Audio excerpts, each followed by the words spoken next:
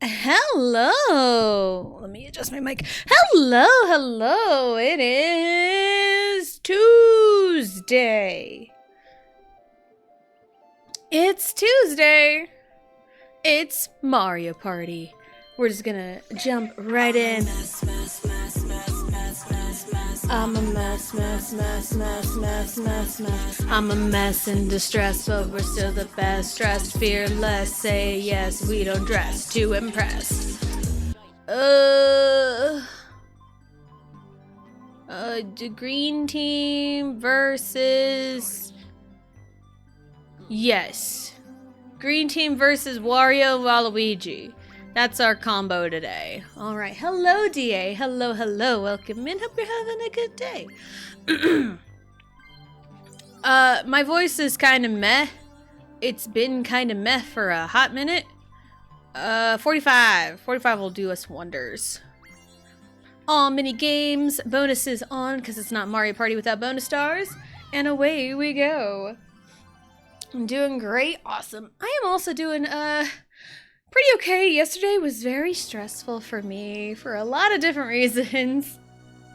Pasta's good. Pasta is good. I just sat down not that long ago, so I'm not like super like hunched over gremlin mode at all. I was very gremlin mode on Sunday because I helped my kiddos make their Valentine boxes for school. So yeah, that was Sunday's project, and oh man, my back and my legs were killing me after that.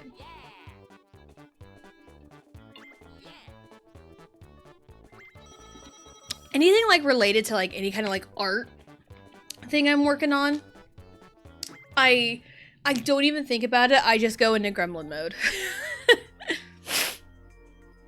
Like if I'm working on like something on my laptop, or like sitting down working on something, like if I just get like so in the zone, I'm like, I get like real hunched over, and it's like, ugh, I shouldn't compact myself like that, but that's the default. That is just my default. But the girls' Valentine's box turned out really good. Both of them did. Are you in an actual knot or no? No? Yes, no, maybe so? Because Riley was the one. It is in a knot. Hold on. How'd you get in a knot? That's crazy. Alright. My controller is gone. Alright, there we go. Now I can hear my alerts. Cause did I not? Okay, we're good. We're good. Cause whenever I set up, Riley, oh shit. Riley loves to help set up, and cause she's getting ready for school at the same time, and whenever she's got her backpack and everything, and I have things kind of set up, but she'll want to plug in my headphones for me, and I appreciate that.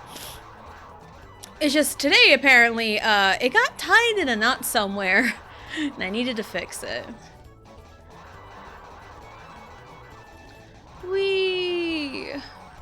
But yeah, I'd say our Valentine's boxes turned out pretty good, and last night we worked on writing up the Valentines for each of the girls' parties. So Riley's is on Thursday and Allie's is on Friday.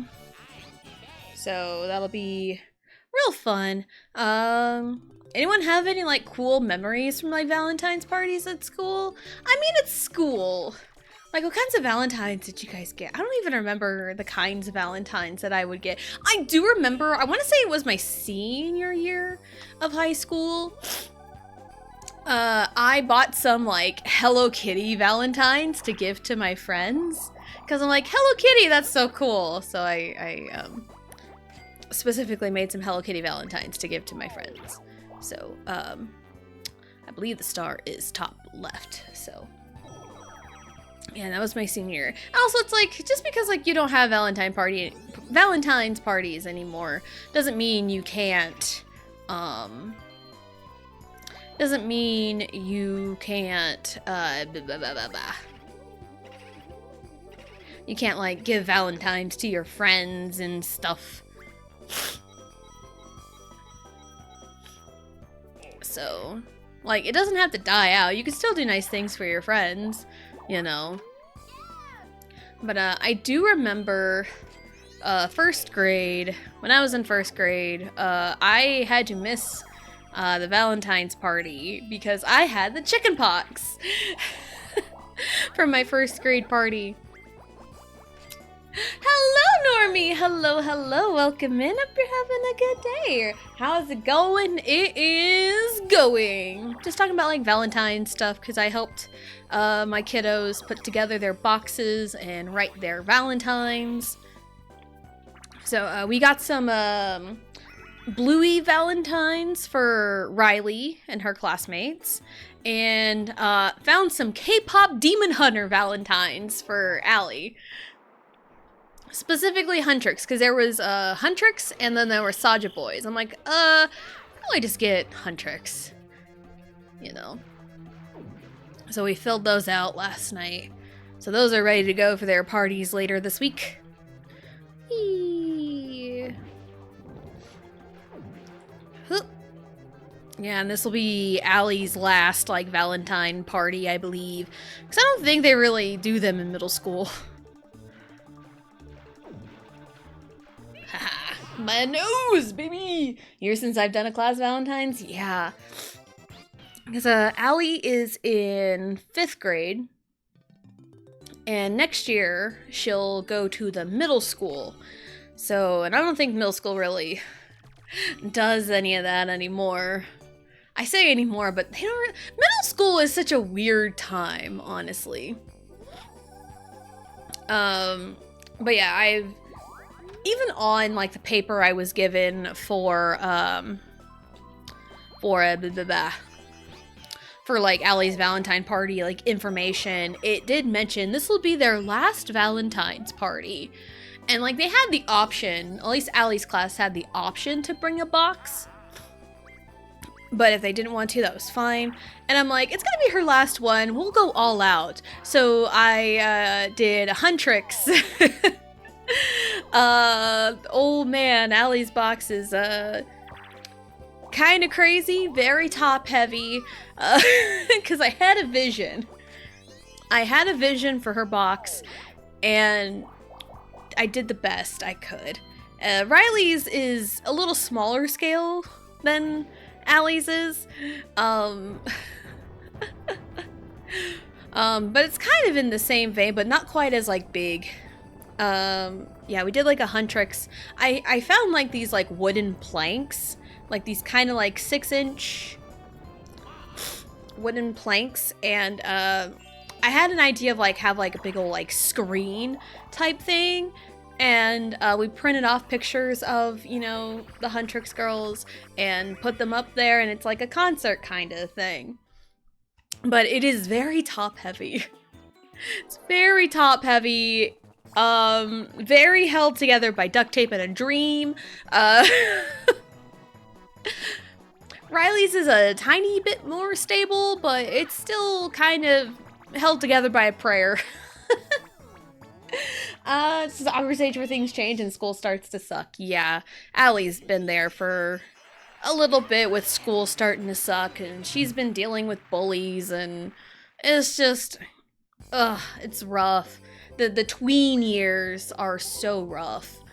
Like, kind of, you know, 10 to 14 is so rough. I tried to decorate boxes one time, never happened again. We just started taking a plain box and maybe gluing a piece of colored paper or something. What? How dare? Very true, yeah. Food with a side of violins? Ooh, with the side of violins. Are you sure violins isn't the main dish? Violence with a side of food. Why am I placing the log? I hate placing the log. But I know, Allie's dealing with bullies. When filling out Valentine's, because there are 3 boys in her class that are relentlessly, like, making fun of her. The big thing is they call her a stalker when she does nothing to them. Like, she has not done a single thing to any of these boys. And I asked her to point out the 3 boys on the list that are, you know, calling her names. And she pointed them out, and the pettiness in me really wanted to not give them Valentines from her. But also, like, that's not the right thing to do. And I am too nice. So, but man, I really want to, like, take those Valentines out and just throw them away. Because, like, they don't deserve it for bullying my daughter. But, yeah. Violence isn't food fight, excuse me. Yeah, bullies they really are. As a side dish, I'm getting food later today. Let's go. Nice. But me, because I wouldn't have given them any.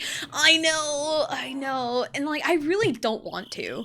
Honestly, I really don't want to give them anything. Alright, let's lock in for a second.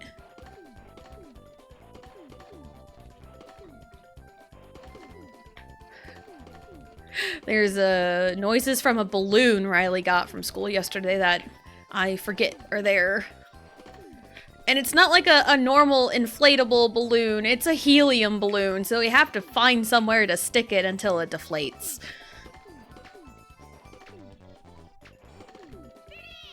We tied. Love it. But yeah, I really didn't want to do it, but it's like, kill them with kindness, I've always said. I necessarily haven't always said it, but it's like, you know, kindness, man. It's a hell of a thing. But yeah, yesterday, one of Riley's classmates, had a birthday yesterday, and all the kids got this big old star helium balloon.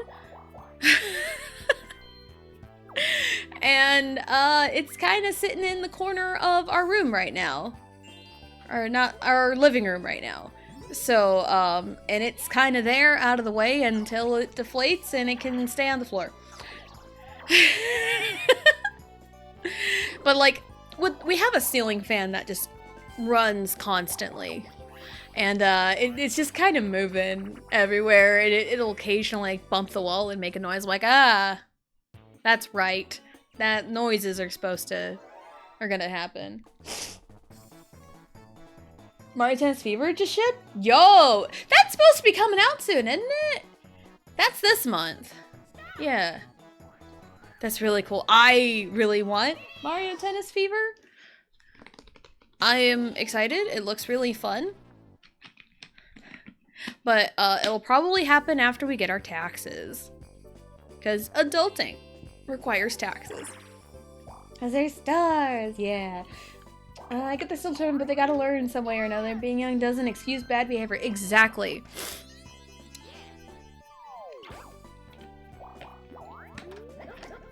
And the thing is, I've ranted about this several times, but with Allie's, you know, bully issue, it's like these kids are calling her a stalker. They're saying she's staring at them, and she's like, I'm not even doing any of that. And like, these boys are going out of their way to harass her and call her a stalker. And it's like, I don't even think these boys know what a stalker means. Because just based off of their actions and what I have heard, they're the stalkers, not Allie. Because, man, Allie was so distraught over it one day coming home from school. And me and my husband were talking to her about it, and we pulled up the dictionary definition of stalker and had her read it and try to understand what a stalker means. And it's like, are you any of that? And Allie says, no. And it's like, okay, so they're calling you something that is factually untrue.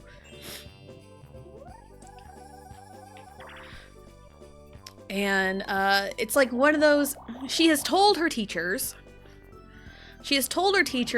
time and time again, and all they have said was to ignore it. And if it happens like occasionally, sure, ignoring it is the best option, but like, it's happened over and over and over and over and over again. Like, it happened like somewhere in October. Allie mentioned something about it in like October, and then she brought it up again last month, and it's like, this has happened before. Like, tell your teachers, and all they do is tell her to ignore it. Now, granted, I don't know what the teachers will do after the fact. After she tells them, I don't know if the teachers are telling the boys to stop, but from what it sounds like, it keeps happening and the teachers aren't doing anything. Because parent-teacher conferences are coming up in a couple of weeks. And that is definitely something I'm going to bring up to her teacher for sure. Because we need to get something figured out for what the heck is happening. Because it's like, yeah, it's like ignoring it is a good solution. You know, you gray rock them, right? You don't give them a reaction. And that's all they look for is like reactions. That's what they get a kick out of. But it's like, you can only ignore it for so long, you know? And it's like, these are kids. And Allie told me, like, the principal, like, bans name calling. So if it's like, you know, a ban, it's not allowed, why are the kids doing it? Also, bad people don't care about what's banned or not. They literally do not care. They're just gonna do it anyway. So it's like there's no repercussion for these boys that are calling her a stalker all the time. So it's like, these kids need to have some kind of punishment for harassing another student. It just drives me crazy. February 12th? Okay. Okay, yeah, I knew it was in February. I just couldn't remember when exactly it was. Let's see. We too are waiting for taxes. Yeah, we're in a rough point. We're just with the nature of my husband's job. This part of the year, like the very beginning of the year, is always like struggle until we get taxes. They are filed, we're just waiting on them. Waiting on them to hit our bank. Let's see. They're going on 18 years, and by that age, they should know better. Exactly. Looking at someone doesn't exactly correlate to being a stalker. In my experience, teachers are not helpful whatsoever. Some teachers do that, but don't, really, only makes it worse, yeah. I guess the point when they start getting in the kids' head, whether they believe it or not, yeah, for sure. It is very draining. Do I have the Z button? I do have the Z button. So it's like, yeah, if it's like a, you know, an occasional occurrence, ignoring it for, oh shit, ignoring it for a period of time will work. Because that's a lot of, and also this is a child you're talking to. This is a 10-year-old child you are talking to. Do you really think it's easy for a 10-year-old to ignore something? Shit. I'm a mess, mess, mess, mess, mess, mess, mess. I'm a mess in distress, but we're still the best. Dressed fearless, say yes, we don't dress to impress. Oh my goodness. I'm a mess, mess, mess, mess, mess, mess, mess. I'm a mess in distress, but we're still the best. Dressed fearless, say yes, we don't dress to impress. Oh goodness. Hello, Jade. Hello, hello. Welcome in. Hope you're having a good day.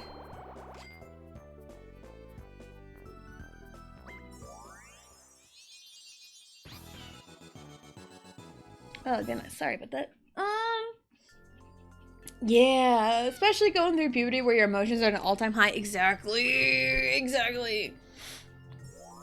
So it's like, as an adult, the common thing to deal with, like, you know, the narcissistic abuser, you know, because that's big buzzwords, right? But like reality, when you're dealing with people like that just get a rise out of pushing your buttons, the best thing to do is to full on ignore it.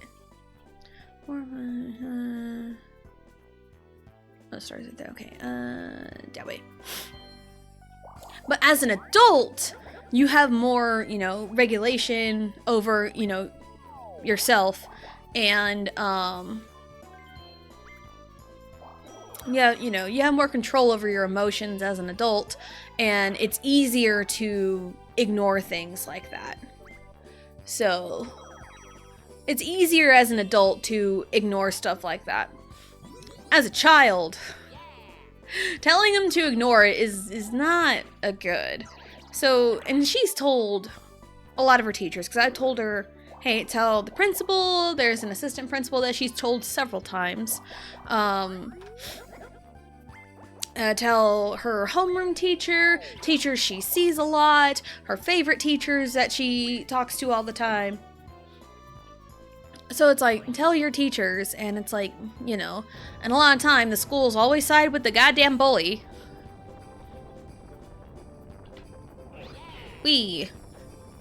So it just drives me crazy that, like, the schools are set up to side with the bully, because, like, nothing ever gets done until someone gets, like, hurt. Or nothing gets done until the victim retaliates, and the victim is the one that gets in trouble because they're the ones that incited the violence, quote unquote. So, yeah, it's just, it drives me crazy with the whole school thing. When you're a kid, it's just amplified, and when someone's ignoring the issue, it makes you feel like you're the problem and you're being dramatic. Yeah, exactly. It's just, ugh. And it's like, I didn't really deal with a lot of bullies as a kid.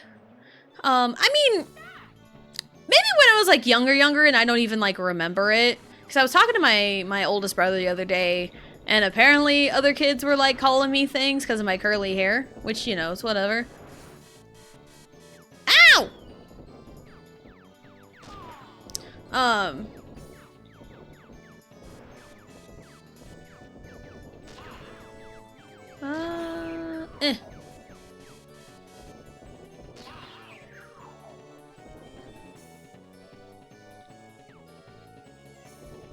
Yeah, apparently I was called other things in school.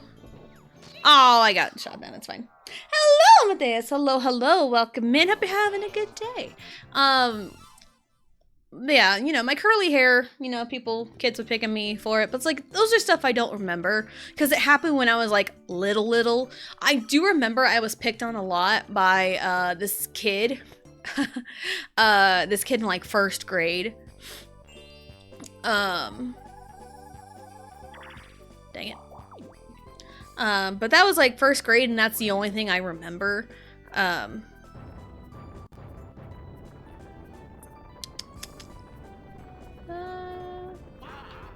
Oh, shit. It's fine.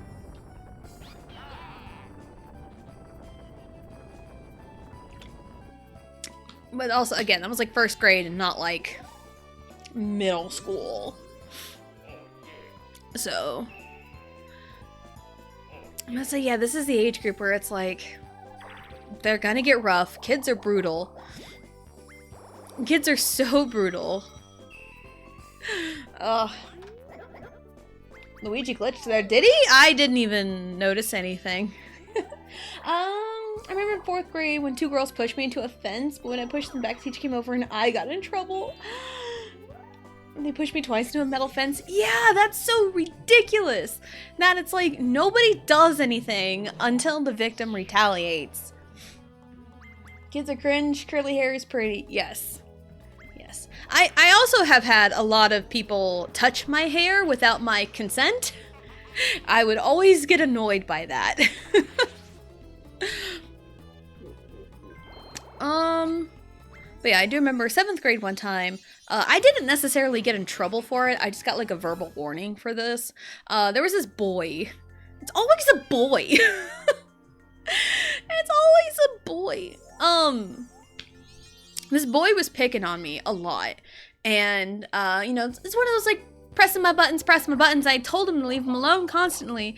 And, he wouldn't leave me alone. So I finally had enough and I hit him with my jacket. But the zipper of my jacket like caught his eyebrow and gave him a pretty good cut on his eyebrow. And we both got sent to the office for that. And I explained the situation.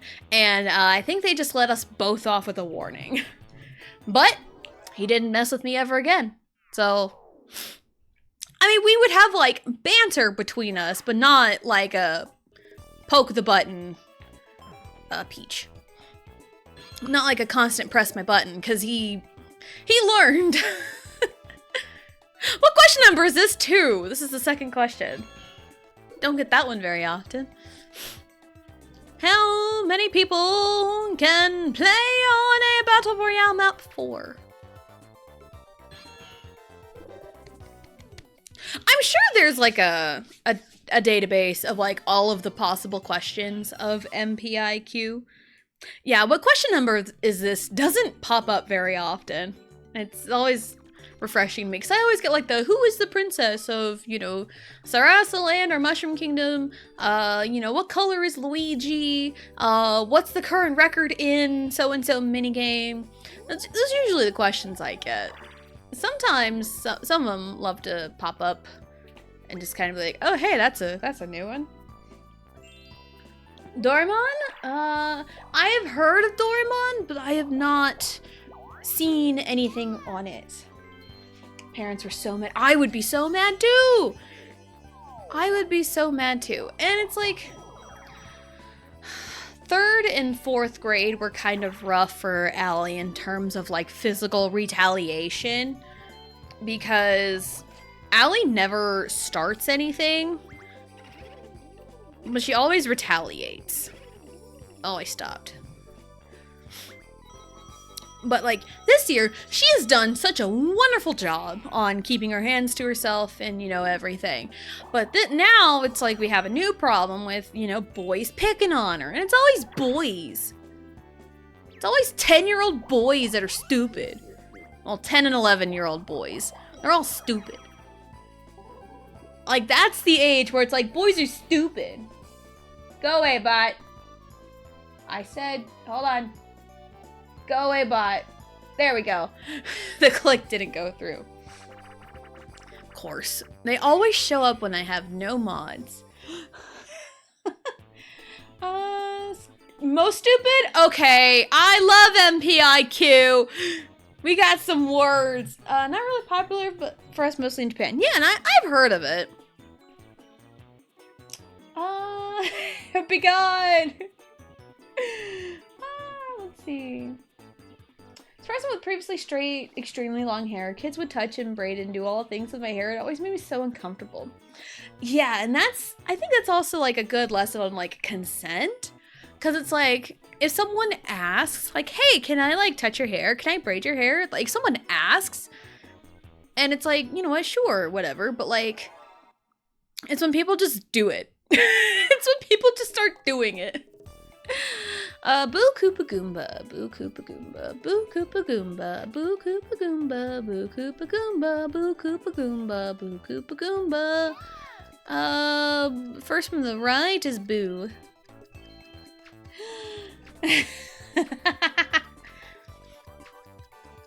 Boo! I can't do Majin Buu voice. Sorry, I cannot. Koopa Goomba Goomba. Boo Koopa.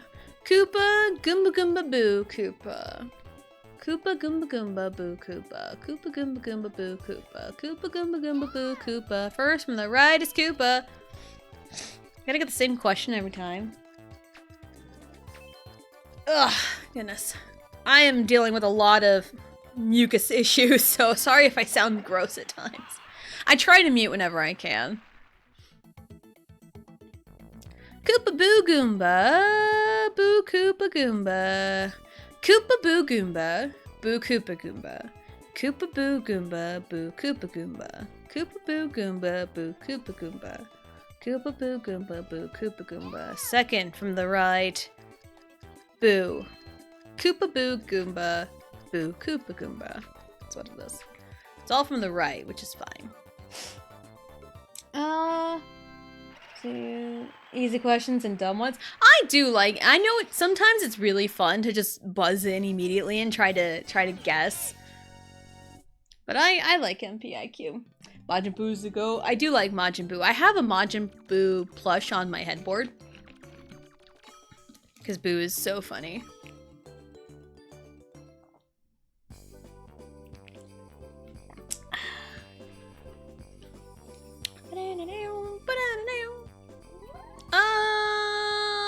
Okay.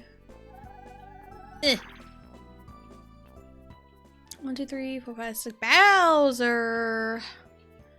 1, 2, 3, 4, 5, rest space. Where is the star? All the way over there.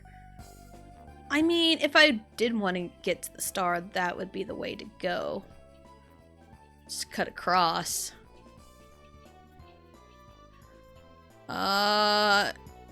Sure, actually.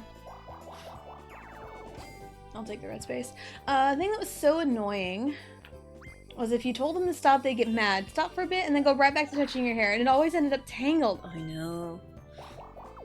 Especially with my hair, my hair tangles very easily. Like, I'm like barely running my fingers through my hair and it's getting caught in tangles. And it's like, I try not to like touch my hair very often because like my curls will like fall out if I touch it so much. But like, I just kind of gently go by it, gently run my fingers through it, and it'll get caught on something. Even when I'm like combing out my hair several times, if I move ever so slightly, there's new tangles that pop up, and it's like, well, didn't do a lot of Dragon Ball Super. I know, I was kind of disappointed. Boo didn't do a whole lot. But, Boo could have been the reason the Earth was destroyed, and not for the reasons you'd think. In the Battle of the Gods movie, Boo refused to give pudding cups and pissed off Beerus, and that could have been the end of the world. That's like my favorite thing about Battle of the Gods, is it all stems from pudding cups. It's great. So much as turn your head and boom, tangled. Exactly. Exactly. Oh, I'm over here. I'm Yoshi today. Whee! Oh, mail's here. The mail is here. Whee! Wario, why are you leaving crumbs? Why are we leaving crumbs? We're supposed to eat and leave no crumbs, as the kids say. That's the whole... Oh my god, we did it. We ate and left no crumbs. See, Wario wants to be hip with the kids.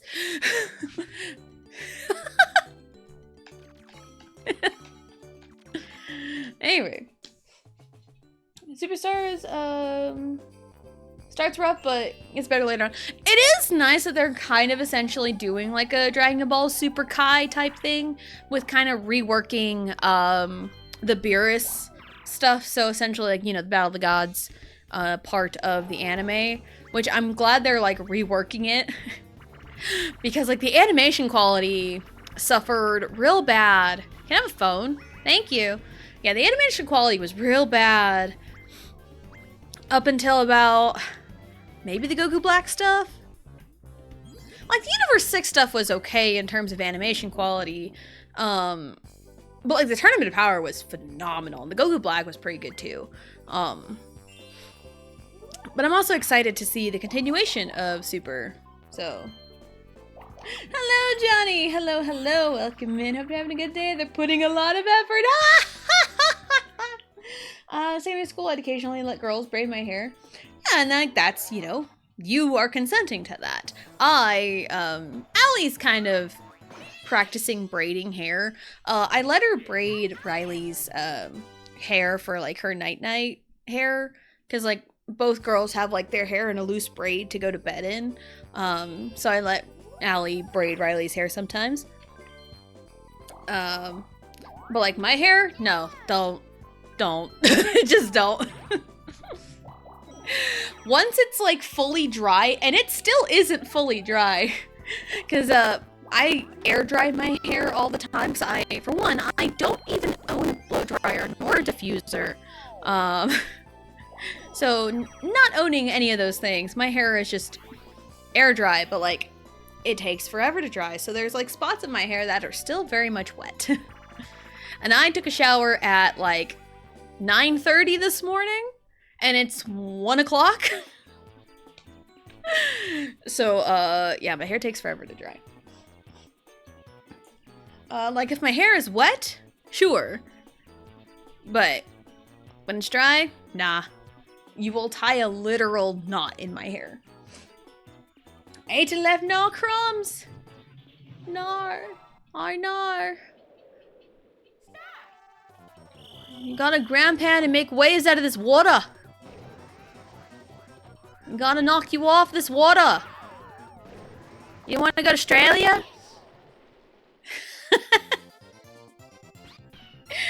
Oh goodness. Ask them to do it. Yeah, that's the biggest difference, is like you ask them to do it, you know, the consent is there. It's just when people like just do it without even asking. Bam. Cool progress. Finally shut up. Where is it? Mark? I mean, surely it was coming. It's just a matter of like when. For me, it was just kind of a matter of when.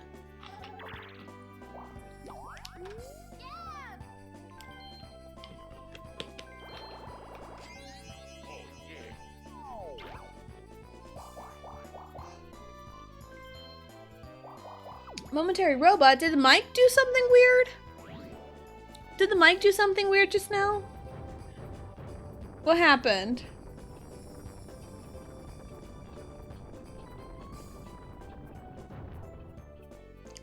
Hold on, let me fix it.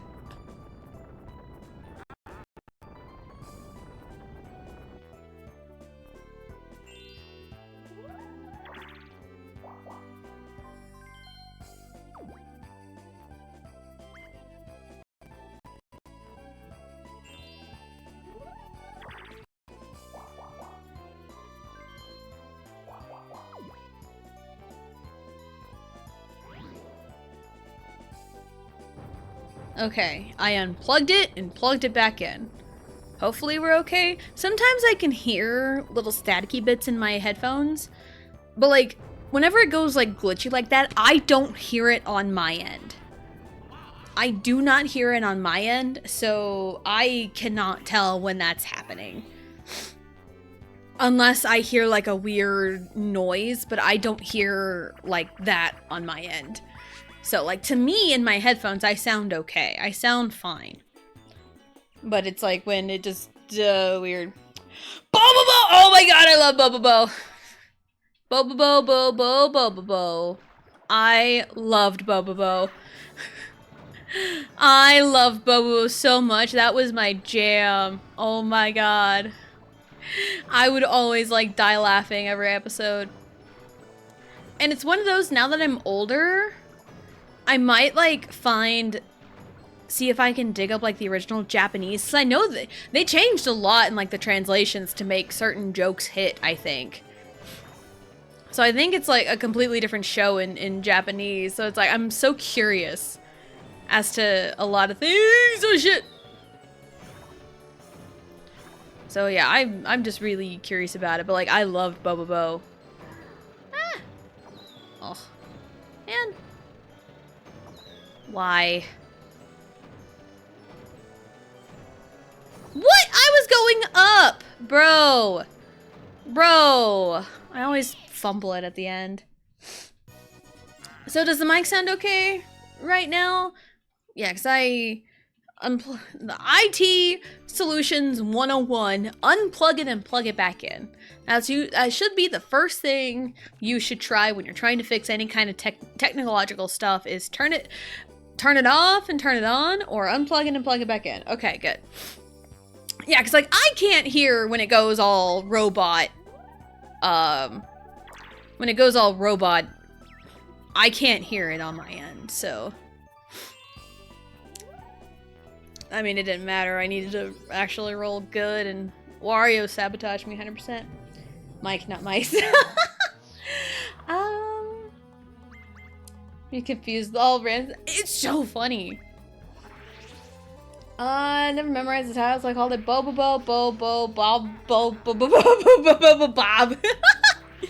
Bobo Bobo. Love Bobo. Oh man, that's Bobo. Oh, loved him. Super fist of the nose hair. Haven't seen any episodes in a long time, but man, I loved Bobo.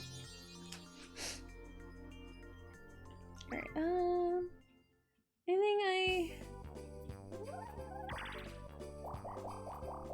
Alright, just making sure I haven't missed anything in chat. I think we're all good. Okay.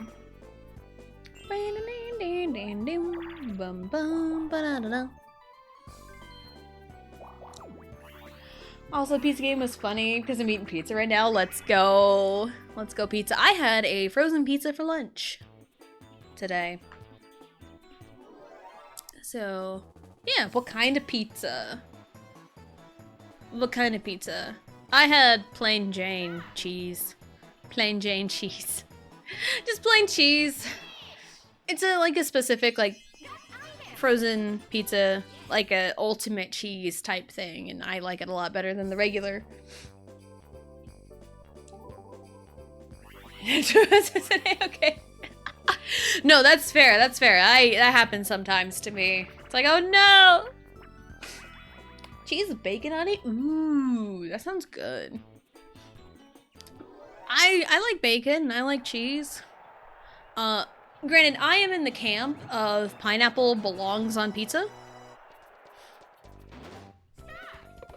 And also just because pineapple is a pizza.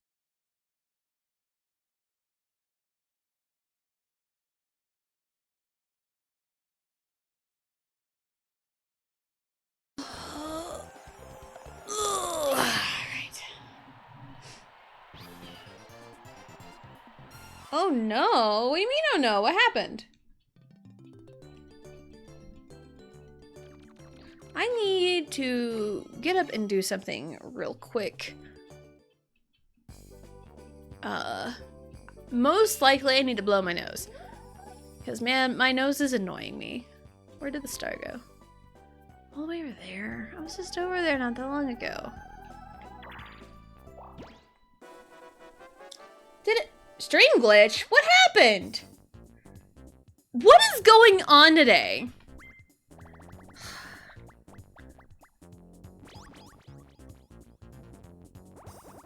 Like, I'm not even touching anything. I am legit. Oh, did it? Did it go down for a moment?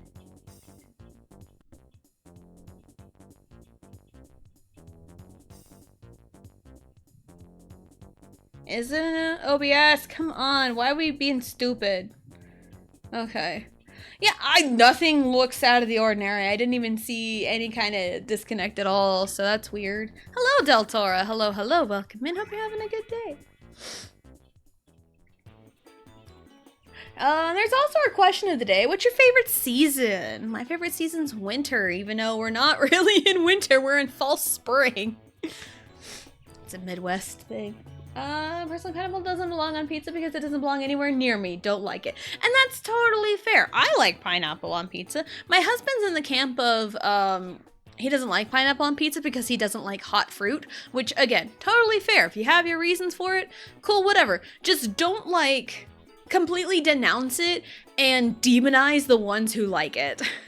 That's where I have a problem, because, like, I have been made fun of openly by waiters at a pizza place for wanting pineapple on pizza.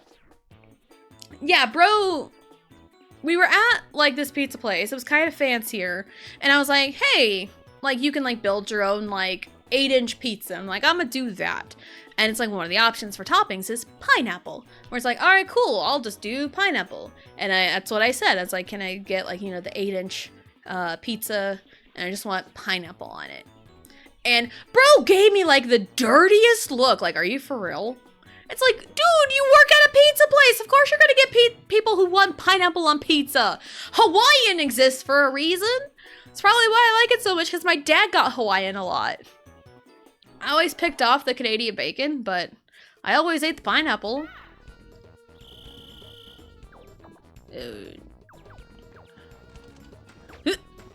Haha! All part of the plan. Yeah, I do need to go blow my nose, so... I'm a star.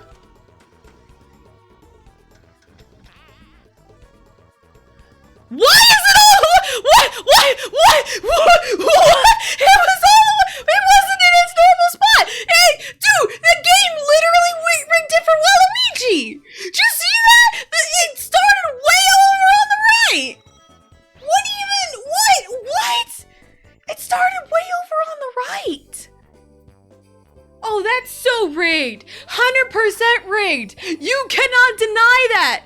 That was so rigged. It was so far away from the other two keys. Like, what the hell even happened here? Dude. My goodness. Quality test of content. Yeah, for sure. Again, I do need to get up and blow my nose, so I will be right back.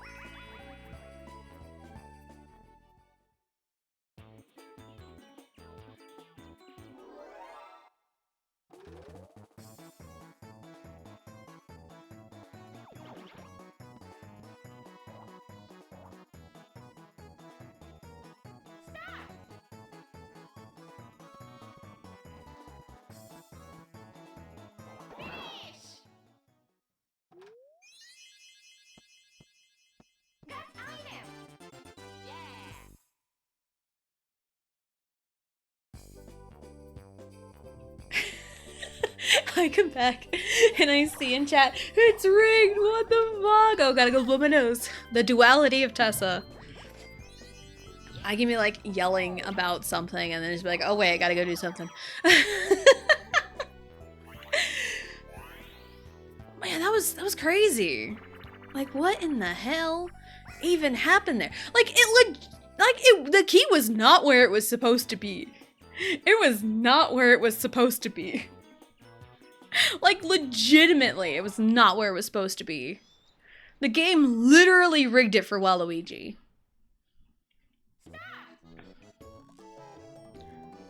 I think right there. Oh, that was a... Ah! Damn it! Lipped out.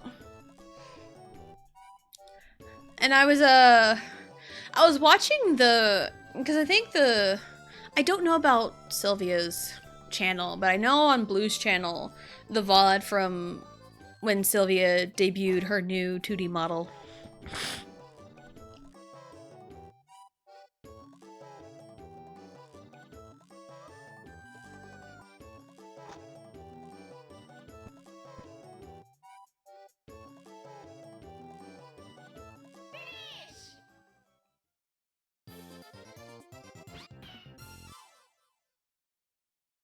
Sorry about that. Had a lot of gross, sick mucus noises that happened, and I did not want to subject anybody to that, because no one wants to hear that. Anyway, I was talking, I don't know on Sylvia's channel, but, Blue still has the VOD from, Sylvia's 2D model debut. And, and I was watching, the VOD, Golf with Your Friends VOD, yesterday. And, like, man, that was really fun, you know? I want to play games with friends more often. And it was just really fun, and I actually got to sit and watch the part where I had to leave and go pick up Riley from school. Because I was just listening to it. So it was nice to actually, like, watch that part. Remember when Blue got stuck underneath the cannon. Lots of other things.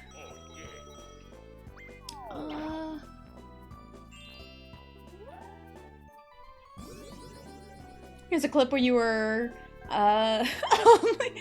telling an anecdote and interrupted with game rant and Calming went back to anyways. I was saying I do also remember I was telling a story and I noticed the 143 coins that I had.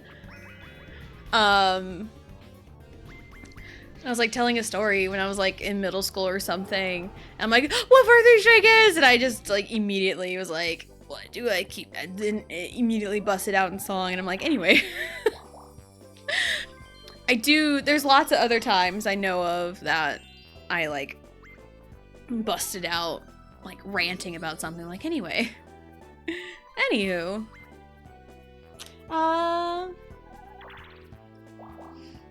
If he was on your side, you wouldn't have called it rigged bet. 100%! But like, I would have noticed the key all the way over there, but the one on the wall needed to be the star. If it was the one in the middle, it's always a fair shot if it's the one in the middle. But like, man, that key being all the way over there was terrible. Like, what even happened, man? Crazy. Oh shit, I missed. It's fine.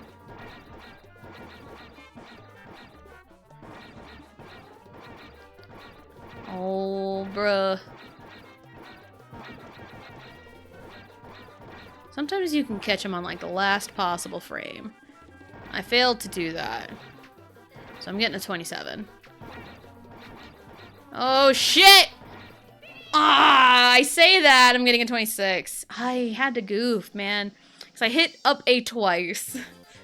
By accident. Bad move on the waiter's part. It could make a customer uncomfortable and not go back to recommended place. For, the pizza? Yeah! And funny enough, I think ever since that, we may have only gone back to that place maybe one other time. But usually when we're, like, in town, yeah, usually when we're, like, in the town, in the area, that place is always busy whenever we go. And the time where the waiter just, like, looked at me for wanting pineapple on pizza, we were out with friends. We were out with friends. And also it's like, we don't really talk to these friends anymore, which is so sad, honestly. Just, you know, distance and other happenings. But yeah, and it's like, man. You don't... Like, I understand poking fun and trying to joke. But the way he looked at me and was like... And the things he was saying, it clearly wasn't a joke. And it's like, if it was a joke, I didn't find it funny.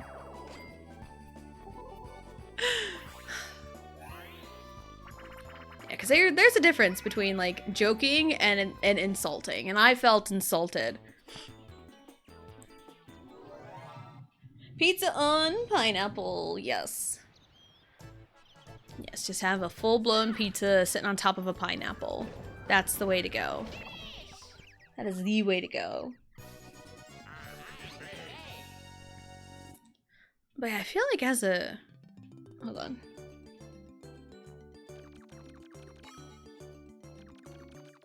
There was a hair on my microphone. I didn't want to have the noises. Yeah, as a server, I feel like you shouldn't insult your customers' food choices. I feel like you shouldn't do that. I feel like that's just a big no. It's just a big no-go. Because again, it's like, I like pineapple on pizza, and I know it's a hot button debate for whatever fucking reason. Come on, bottle. There we go.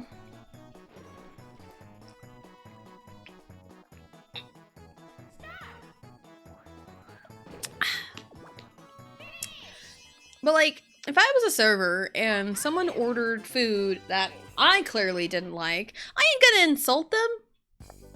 I ain't gonna do that. That's not the right thing to do.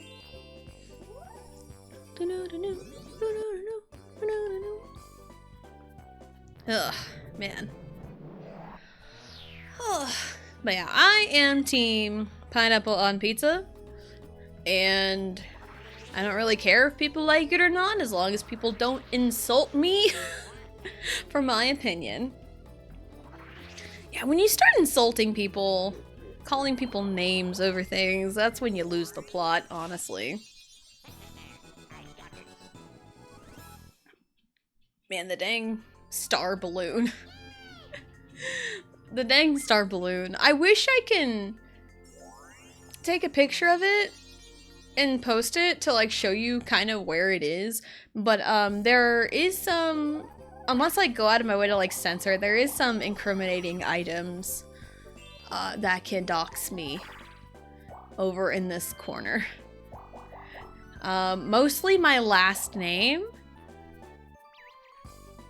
unless I angle the picture just right, but also this balloon is silver. And it is very reflective. So, I ain't chancing it. Like, I can see myself sitting on the floor in the reflection of this balloon. That's actually really funny. Whee! Oh, I missed. No, Luigi! Okay, fine. Also, it's on the menu. You should expect people to order what's on the menu. Exactly! Exactly. And it's like, if you don't see anything on the menu that, like, in terms of, like, accommodations for, like, food allergies and stuff, I would always just ask about it. I don't have any food allergies, and none of my family has food allergies, so I don't know.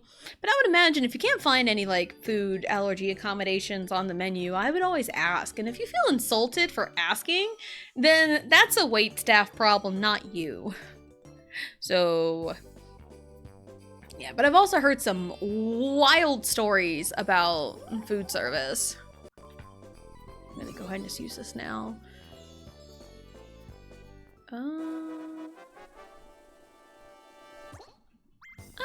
We'll go Waluigi.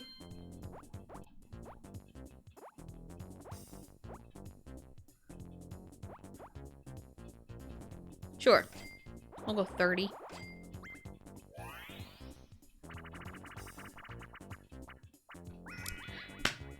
The game is rigged! It's so rigged! Do you see it pop back up for Motorooter? Do you see that? It's so rigged. Motorooter hates me. I hate Motorooter.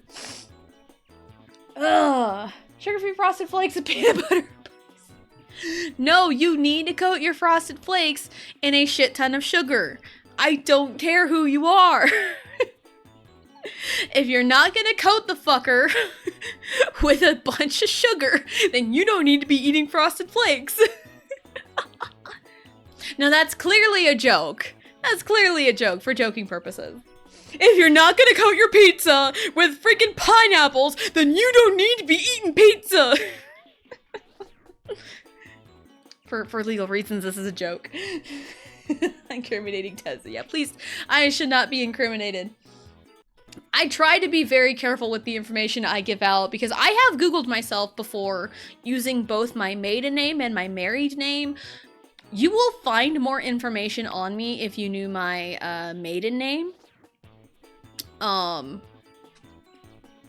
I also have said I'm from small town Kansas, which literally anywhere in Kansas, honestly. Well, no, she sits on the floor. Yes. Don't show info that can destox you. Motor rigged her. Got him. Hello, Antonio. Hello, hello. Welcome in. Hope you're having a good day. All right, Waluigi. I'm the one that bumped it up to 30. Man, it's early.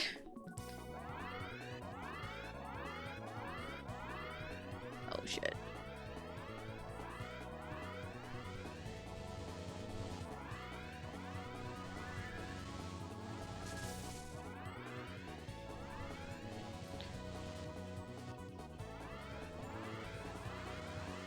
Dang it.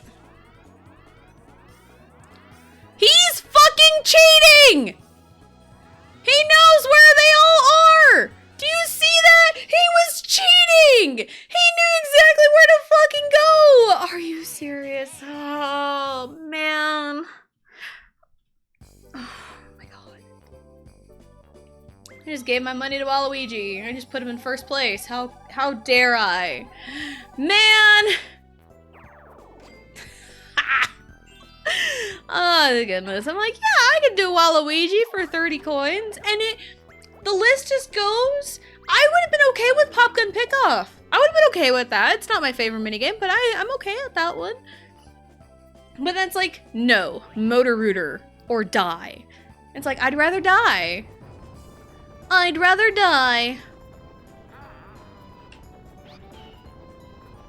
Yeah, Motor Rooter or die, I'd rather die. I hate Motor Rooter. I hate it. I'm not very good at it. Clearly seen. Like, I win it occasionally. I'm not, like, the worst at it. I ain't very good at it either.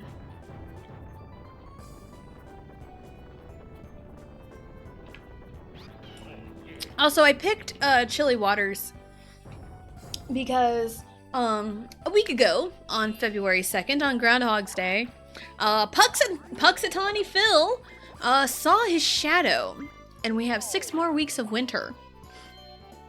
Kansas said, hold my beer. Because since Groundhog's Day, we have had weather in the 60s, 70s. Yesterday, the high was 80 degrees. Today is the first day in a while where it feels like actual winter. Because the high today is supposed to be like 55 degrees. So it's supposed to be like an actual winter day. Instead of like false spring as we have been in. So it's like, yeah, Groundhog said, oh, 6 more weeks of winter. And immediately it's like, no. Nah, fam. Usually where I live, you know, in Kansas, what the hell? Where I live what? They just like blasted.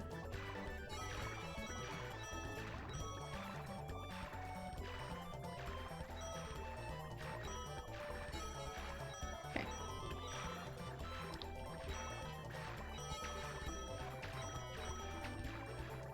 So anyways, it started blasting.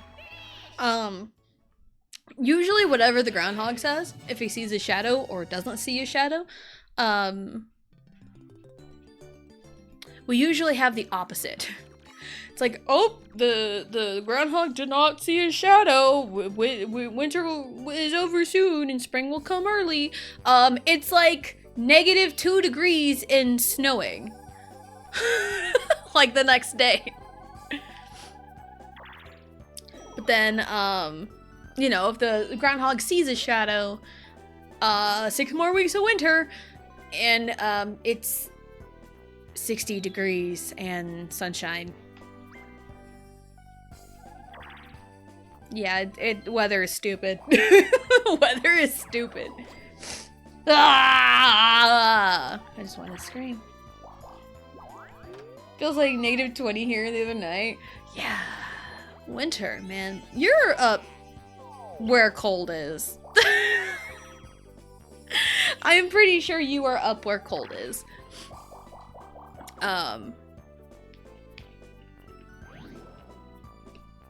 And like Kansas, you can get literally anything at any given time.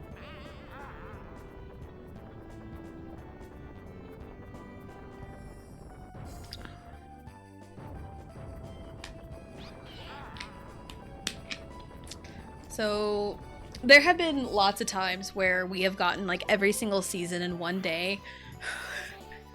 It's crazy over here. I have a friend who was born in late May in Kansas in a blizzard. Make that make sense. One of the worst snowstorms we have had in recent years happened on April 30th. That was 2017.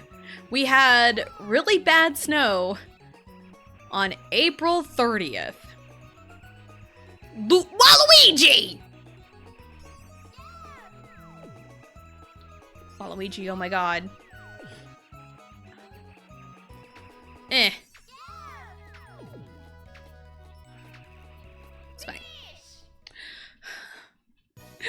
So, yeah, Kansas be wildin' sometimes on the weather.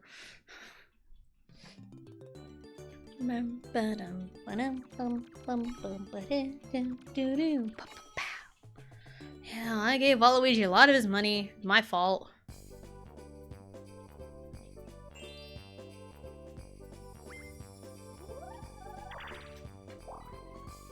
Nice. I have a plan.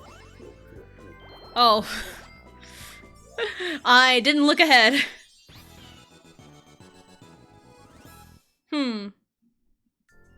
This is gonna get awkward real fast.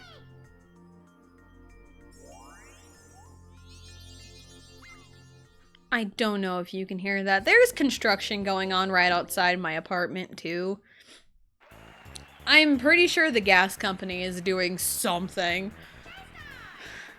I'm not sure what. I did conveniently take the trash out yesterday to kind of take a look at what they were doing. And they have the alley all kinds of dug up. I don't even know what exactly they're doing. Fixing something? Checking something? I don't know. 1, 2, 3. 1, 2. Thank you! Oh, never mind. Uh-oh. Well, you're welcome, Wario. You're welcome, Wario.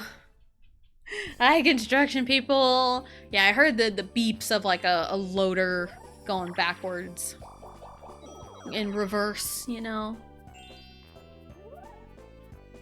How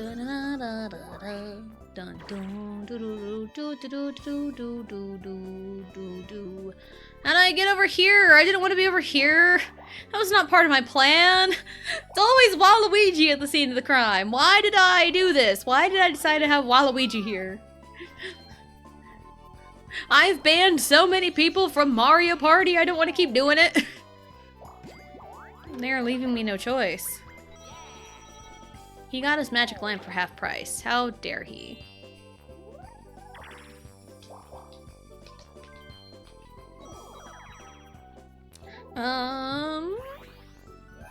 Trying to think. Super Bowl Sunday happened. Super Bowl happened on Sunday, and I didn't watch it. And my husband and I just didn't care to. We kept tabs on the score throughout. Mario, Luigi, Wario, Mario, Luigi, Wario, red, red, red L, green, green, peach in between. Green, green, peach in between. I love that. Alright, I got it.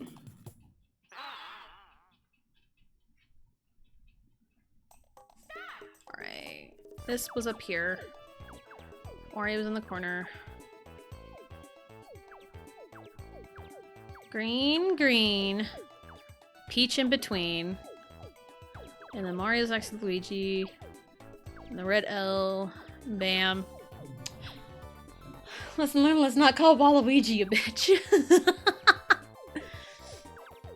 I watched it, but it's the Super Bowl that I have least paid attention to. I stopped at Q4. Yeah, and it's like the first half was just like all field goals, and it's kind of crazy. I think the running back got MVP for Seattle, but the kicker should have been MVP, because the kicker by himself scored more points than the entirety of the New England team. Like, that's so funny. That is so funny. Like, it's just really crazy.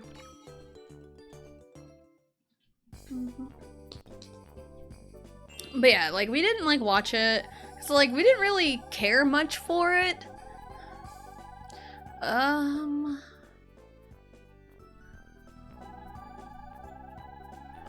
can't do this.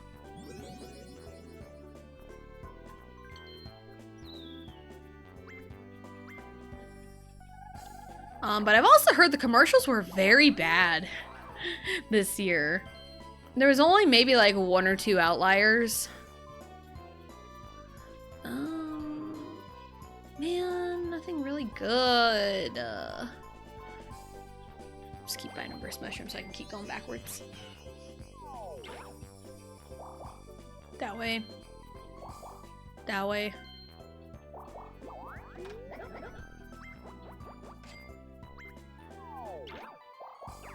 Okay. Pokemon Go commercial? Yeah, I think the Pokemon did something for its 30th anniversary. I've seen mixed feelings on the Pokemon, because there was a lot of celebrities, and it's like there was all but 2 of them that said Pokemon in the Kanto region. It's like, yeah, my favorite Pokemon is one of the original 150. It's like, tell me you don't really play Pokemon without telling me you don't really play Pokemon. I think somebody said Luxray was their favorite. Someone said Zygarde. I think a soccer player said Zygarde was their favorite, which, you know, solid take.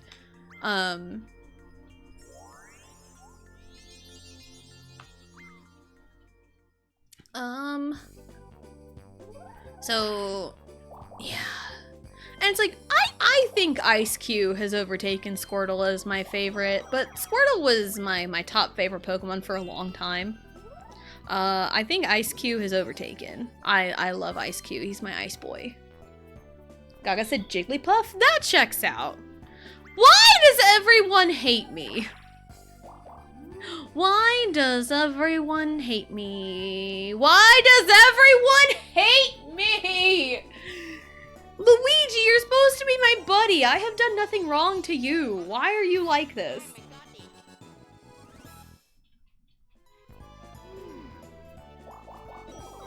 This is absurd. This is absurd.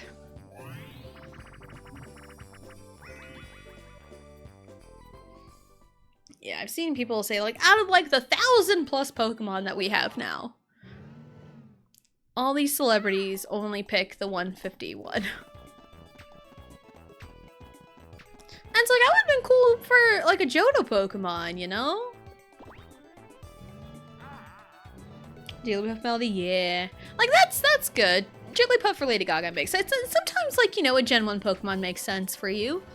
But it's like when everyone you have ever talked to says a Kanto Pokemon, it's like, okay.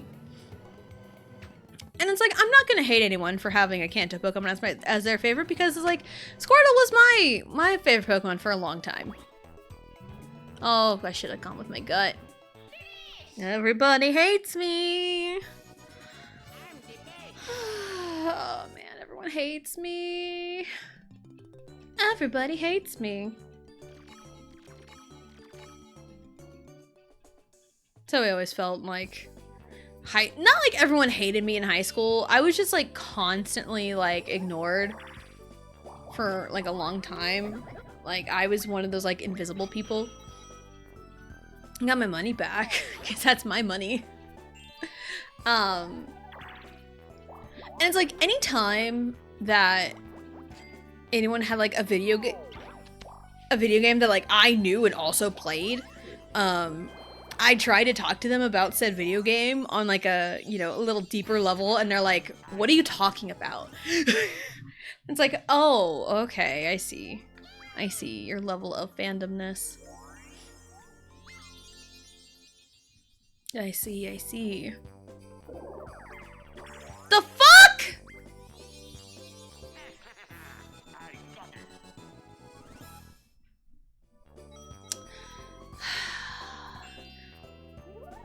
Remember when I said everyone hates me? Yeah, everyone hates me. I mean, we're still first half. So anything can happen. Yeah, I was like, you know, not like, people forgot I existed all the time in high school. And a lot of my social media posts from when I was like a teenager, I cringe at it now because, you know, adult me is like, no one ever really paid attention to you because they're not cool enough to earn your attention.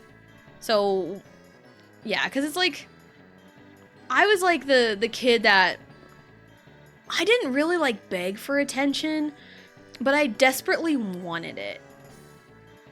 So I made a lot of like real rough social media posts at times. And I did feel like so alone, you know, like, hey, dark thoughts. And it was one of those like, small town Kansas, no one gives a shit. Like, unless you're pretty or popular or both, like, no one gives a shit about you. Nobody gives a shit. And it's always the problem that I face, because, like, I was never pretty enough. I was never good enough for anything. I wasn't, like, super popular at all. Oops, wrong button. Nice, exactly what I needed. So, like, I was always just fighting an uphill battle my entire high school life. And there was one time where, like, okay, so on social media, I made lots of posts about a lot of different things. No one paid attention at all. Nobody paid attention. No one said anything. No one, you know, I made some wild posts on social media. And there was one time where I was, the dance coach let me teach a dance to the dance team to perform at one of the games. And I was sick one morning, couldn't help it. I was, you know, really sick. And during the practice, they were going over it, and they changed a move without me knowing. And the move they changed, it wasn't a difficult move, but like no one could do it. And they changed it without my knowledge. And I was so mad. I was so upset. And I, you know, because in my high school times, you know, Facebook was kind of like the prevalent thing. And, you know, social media was still like kind of hitting a stride in a way. Where I made a post and I was ranting about how they like quote unquote dumbed down a move that like wasn't hard for me, and it wouldn't be hard to anyone, you know, that had any kind of sense of rhythm. And I got in trouble for it. I'm sure it made a lot of people hate me, but no one really like cared enough about what I had to say. And I've also had like other problems throughout that year.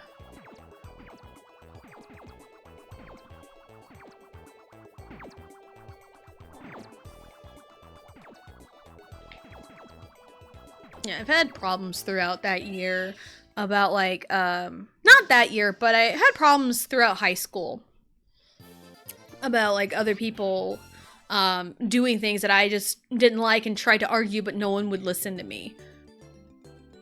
And I've had lots of problems like that before. And of course, like the one time I took it to social media, I get in trouble for it. Like I got called to like principal's office, like the like a major athletic director. Like they like legit talk to me and question me about it. And it's like, are you serious? Like the one time I have like valid complaints about things and just want to be heard, I get in trouble for wanting to speak up. That led to a lot of like dark thoughts in a way. And I, you know, was also one of those who, you know, posted a lot of shit like that. You know, like dark, depressing things. And no one fucking listened to that. No one cared at all. But they care when I have valid complaints and they get offended by it. You know, it was just... It was really, you know, awful. It really felt like the whole world was against me. And like, I'm getting like fired up and tears in my eyes even like talking about it.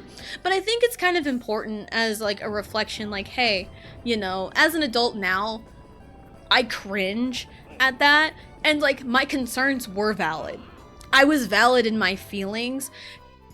It just sucked because everyone else was against me. And it like really solidified, no one gives a shit about you.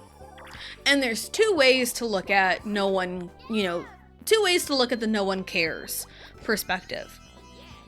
You can look at it as like, oh my god, no one cares about me, I'm totally invisible, I'm just gonna like wither away all alone. Or you can think, no one cares what you do, you can do whatever you want, do whatever makes you happy. And so I've really grown up from the first nobody cares to the latter nobody cares. I've really grown up from that. And there have been times where it's like, man, like, no one's really paying attention to me. I feel that sometimes, but like, I don't like outwardly express it like I used to. Because it's one of those, like, I sit and think about it for a second. I go do something that makes me happy. And then I'm all better. Because, you know, I've grown up because I was a teenager back then. And I didn't really have the right people around me to help me through all of that. But yeah, like, you know, high school is so rough. High school is so rough. Just posted a lot of Egg Song lyrics. I posted a lot of Egg Song lyrics too. Because, like, I got into K-pop. I would always, like, post the translated lyrics as like, hey, this would make a good Facebook post of how I'm feeling about things. Some of them were like very like lonely and stuff. Again, no one gave a shit. Nobody cared. And it's like, I see and it's like, I would see, you know, other people like post things and everyone else is engaging. And then it's like, I'm pretty sure, and this is just how the world works too, but like high school times, me and a popular girl can post the same exact thing. The popular girl would get more engagement than I would. And it could be the same thing. It's like, oh, if a popular girl posts, you know, suicidal stuff, then everyone would be like in a tizzy and be like, oh no, don't, you have so much more to live for. But like, if you know, the actual lonely, depressed girl posts stuff like that, nothing, crickets. And that's exactly what happened. Like, no one cared.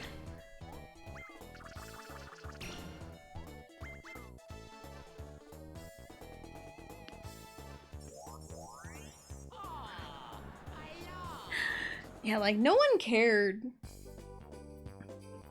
So, but again, as an adult, I've grown out of that. And I have, like, you know, learned to keep the ones who really care close. Because even as an adult, you know, there's people who have the peaked in high school mentality. And it's just awful to be around that. Like, I don't even want to be around that mentality.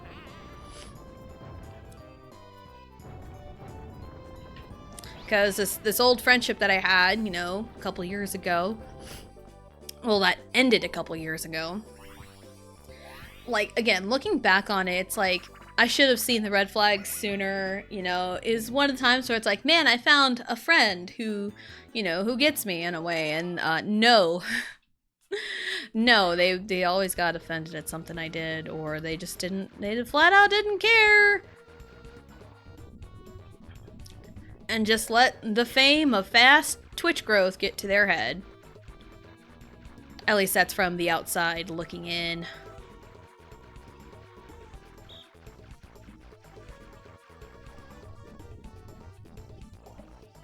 Shit!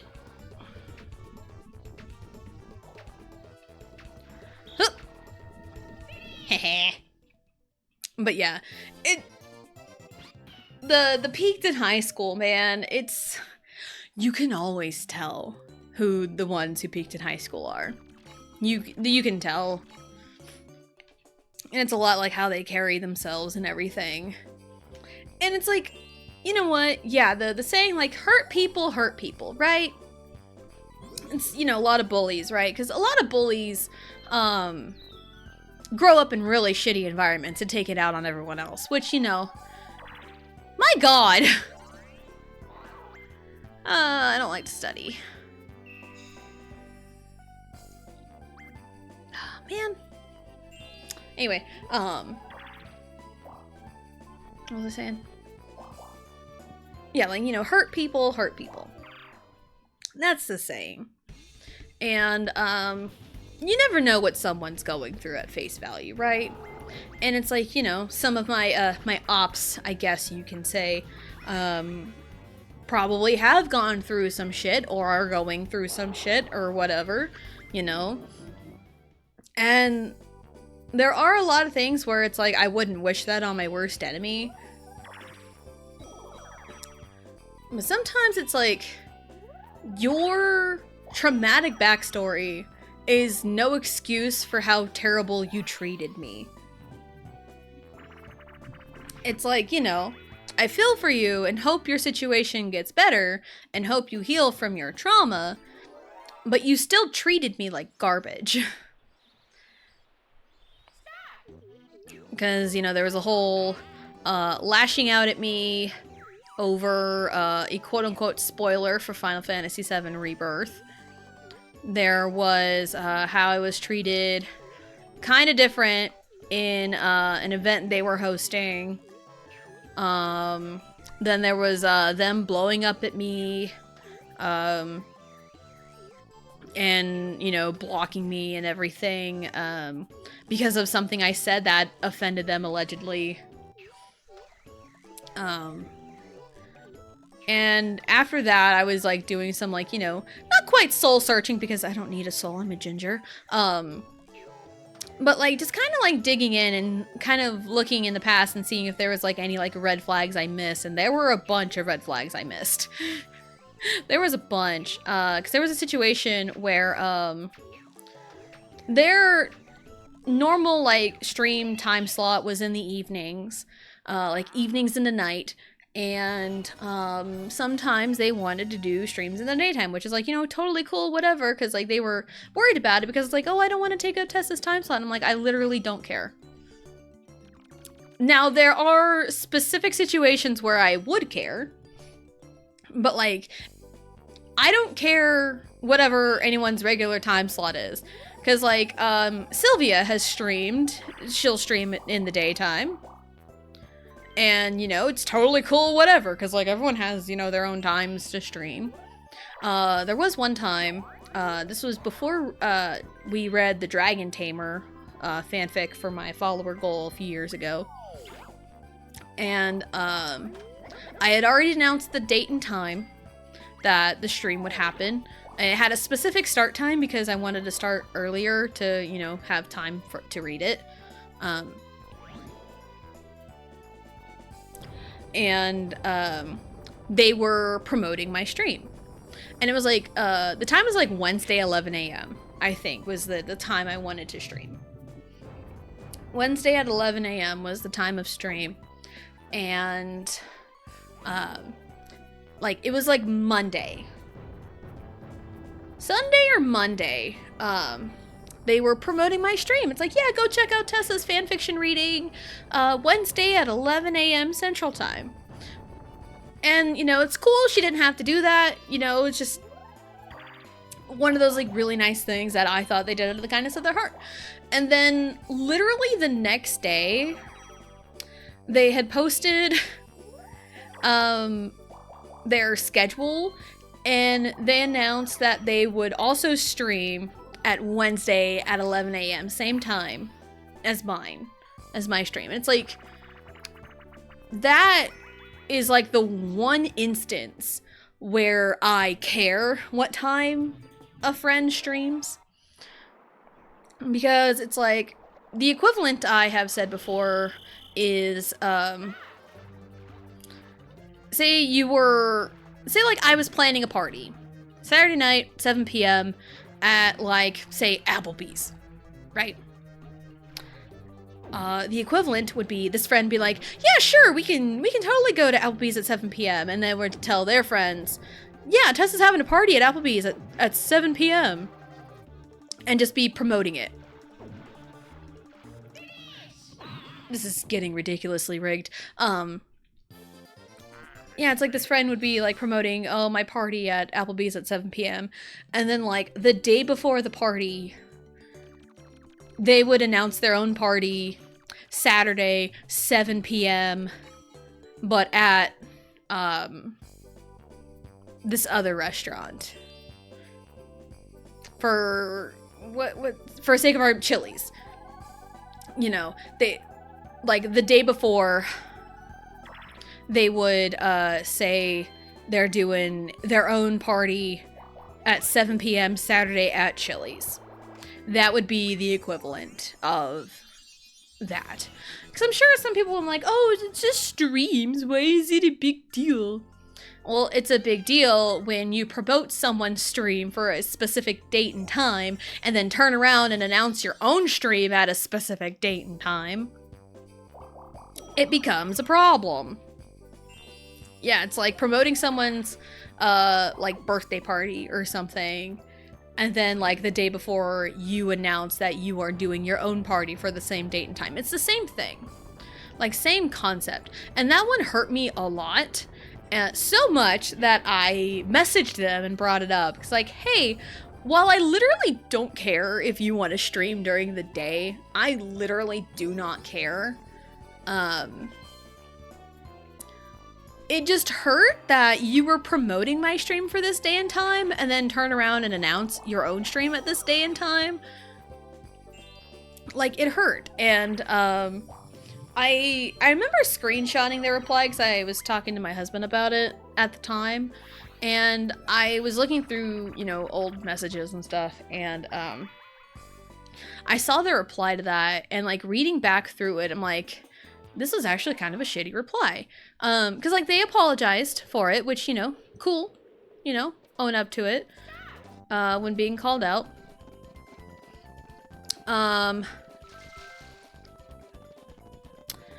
But, after their apology, they had said,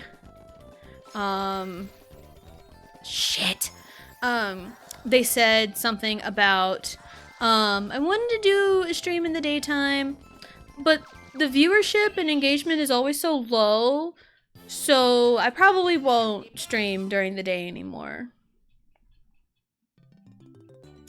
And that's just kind of the gist of it. It's not like the exact, but like, it's like, yeah, like views are always low during the daytime, so I probably won't do that. And it's like, it felt like a jab at me because that's my time slot. I stream in the afternoon, and it's like, this is the time slot that works for me. You know, and it's like, you know, people come and go, whatever, you know? If people have time to watch, they have time to watch. It's cool, whatever. I don't really care.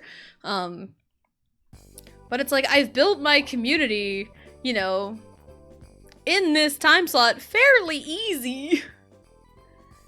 And, it basically got shat on in, their apology to me. So, and I didn't notice it at the time. I did not notice it at the time because I was like so worked up about like being hurt about her trying to take my time slot after promoting my stream. But that reply really hurt. And again, it's like, I don't care if anyone wants to stream the same time I stream. Literally do not care. I wouldn't have even been mad if they just wanted to do a daytime stream during that day and time without promoting my stream. That's what kickstarted it. It's like they were promoting my stream for this day and time. And then turn around and try to stream at that specific day and time. It's like, what are you doing? My theory is I think they just genuinely forgot. That's my theory. Anyway, knowing this person and how they were, my theory was they genuinely forgot. And I'm thinking, if you're going to promote someone's stream for a specific day and time, that's something you wouldn't forget. That's something you wouldn't forget. And I'm pretty sure, just off memory, I'm pretty sure this person has ADHD. But there are people with ADHD that can legit remember important things. I think this person was just being flat out forgetful at the time, and it hurt because it's like you put in so much effort to promote my stream, to promote people coming to me because like, yeah, they're my friend, go check out my friend and support my friend, and then you immediately like stab me in the back and try to stream at that same day and time. So yeah, it's just awful. How dare other stream when Tessa streams? It does the time. And again, like, I don't care when people stream the same time I do, because, like, people have their own schedules. People have their own times for what works best for them. Again, Sylvia is a great example, because, like, she streams... I think more often than not, she streams during, like, this time. This time of day, anyway. I don't like that. 1, 2, 3... 4, 5, 6, 7, 8. No, I need to roll a 10. I have to stop Wario, but he's... The problem is he is there. He can easily shoot down and steal a star. But also Luigi has a Boo Bell. This is the problem with my face. Give me the 10. That's 7. View the map. If I can catch him off guard, that would be great. Left or right? That's not left or right. But yeah, it's one of those, like... And I'm sure people have made mistakes like that. Like, I have made mistakes where I was a shitty person to someone. You know, I have made mistakes. I'm not, you know, squeaky clean. Like, I have made plenty of mistakes before of treating someone very poorly. But you know what? I made my mistakes, I learned from them, and I have never done it again. Because I have essentially made something similar when I was, like, younger. Because I had promised to be at this location, and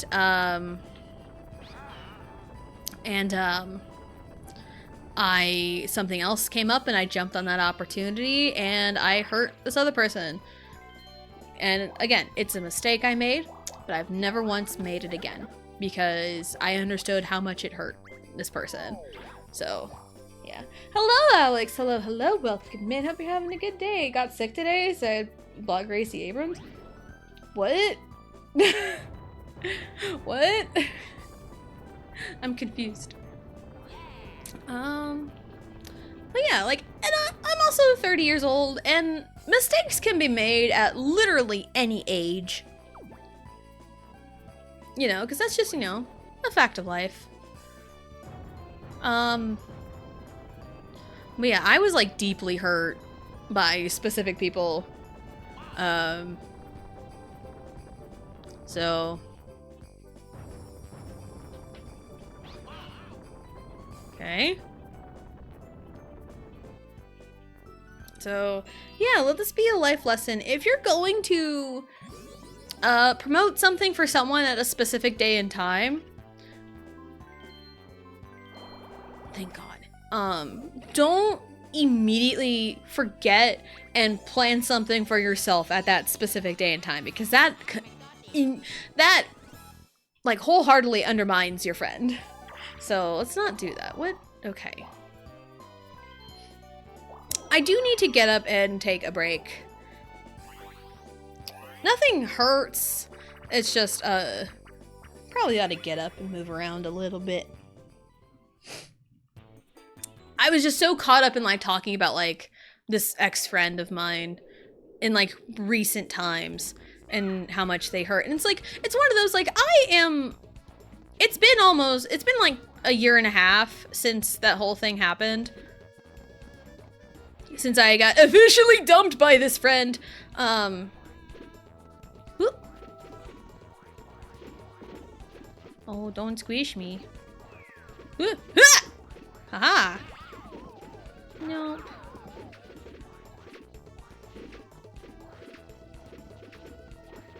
Good right here.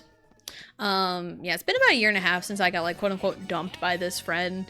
And it's like, most of the hurt is gone. It's mostly just like kind of anger in a way that it happened and I never noticed the red flags sooner. And it just happened all of a sudden without like any word at all. Because the way it all happened was I was talking about something on stream. They lurked in it to see what was going on because they were curious, which, you know, is totally fine. And I only know this hold on, no, they lurked in stream and they heard me say something that offended them and apparently, quote unquote, delegitimized something she said to her viewers. And there was other things I was disrespectful about, and they couldn't handle it anymore, and they blocked me and banned me in their chat. And they didn't tell me about it, but they told my husband. They told my husband about it, and that's how I know all this information, is they told my husband about it. So it's like, imagine them not telling my husband, and just them doing it without saying anything about me. That would have hurt a lot worse. Just imagine me just wondering what the fuck's going on. You know? Lesson I learned is don't think the person you made a friendship with at 13 is your true friend, because 99% of the chance they'll turn against you when you're adults. Yeah, childhood friends, they're either ride or dies, or they will stab you in the back first chance they get. There's no in between. There was not really any in between on childhood friends, because like there's friends I've had in childhood where I don't really talk to them very much. I keep up with them on like Facebook, but that's really about it. But yeah, even as an adult, friendships are rough, because like that one hurt so bad, and it didn't like take a while. It did take a while to get over the hurt, but I think I was very fortunate enough to have other friends that actually gave a shit about me. And it was one of those, I kind of needed to be around a healthy friendship to realize that one was really bad. And yeah, that one was really bad and it needed to end. And even I was thinking about that too before all that happened. It just ended really bad. But anyway, we're gonna take our break. We're going to get up, stretch, go to the bathroom, grab a snack, do whatever it is you need to do, and we'll be right back.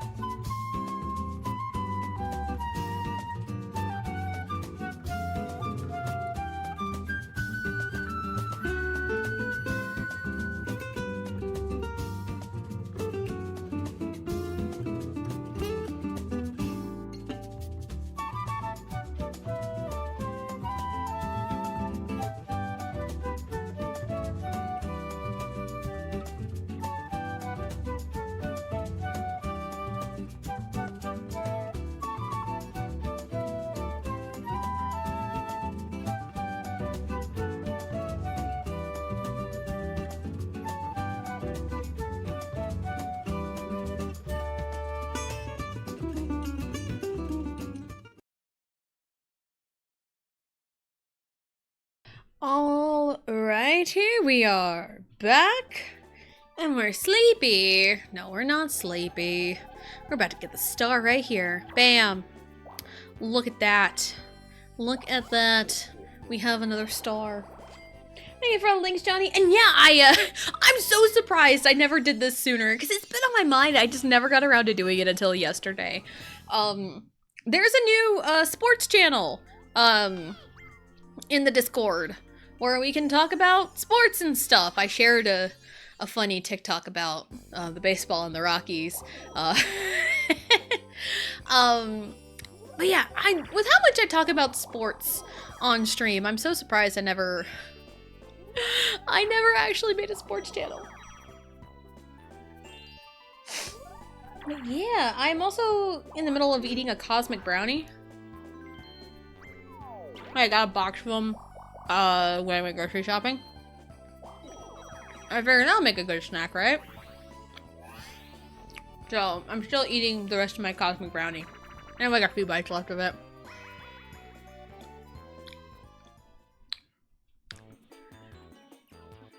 And Mario Party won't let me finish my brownie because I gotta lock in. I am sports. Look at me go.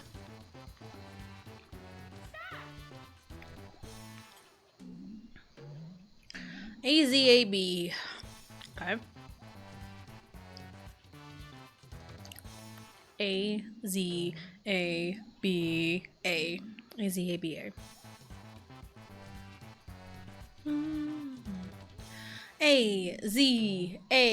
AZABAB. Okay. AZABABA. Okay, there's some kind of pattern established here. AZABABAZ. Ooh. Switching it up.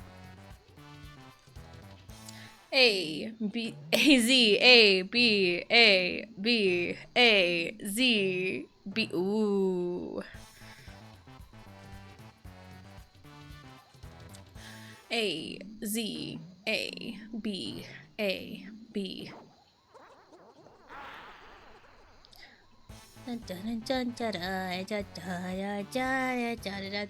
AZABABAZBZ. BZ. AZABABAZBZ. All right. Dun dun dun dun dun dun dun. AZABABAZBZ.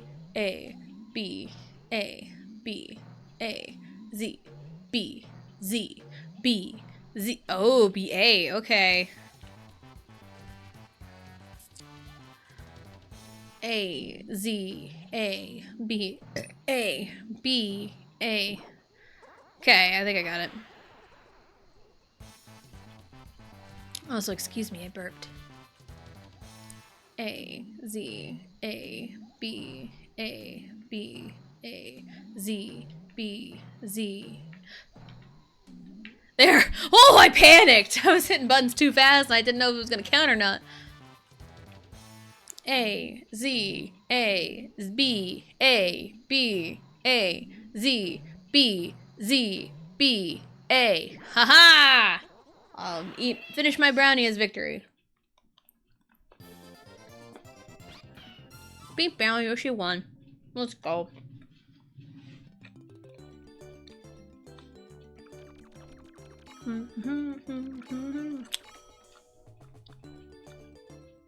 We're climbing back. There's a train outside. Who is that in front? It's Luigi. I'm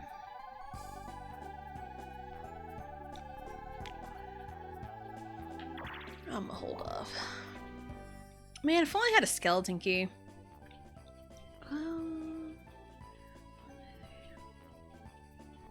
Let's go this way, actually. Damn, I didn't make it. I slipped and fell.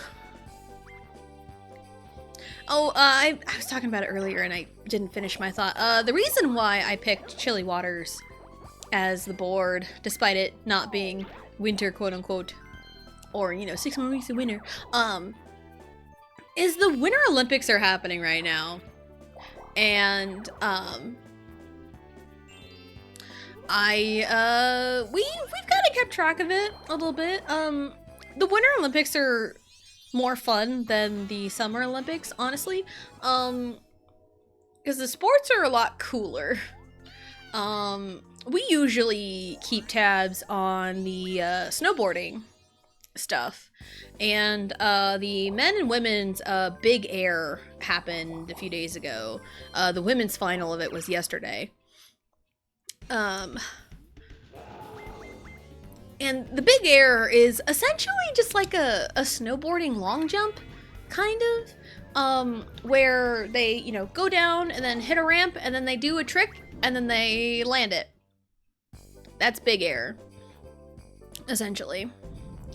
And all the ones in Big Air also qualify for like slope style, which is at the end. But usually the one we typically watch is half pipe. That's what Shaun White did. But he's retired now. So but yeah, we usually watch the half pipe. And I remember 4 years ago, Ayumu Hirano was robbed so fucking bad last year. It was real bad because he had a killer run and they gave him a lower score than he deserved. It was so rough. But they rectified it with his third run. Nope, you are not going over there. Ta-da. Haha. But yeah, I also heard he's injured. Kinda, I think a month ago he was dealing with a couple injuries, but he's still gonna try and compete, which is like, alright, more power to you. There's this alpine skier that tore her ACL like a week before the games, or she tore her ACL, and but she went through like all the doctors, got cleared. 1, 2, 3, 4, 5, 6, 7, 8, 9. Oh shit.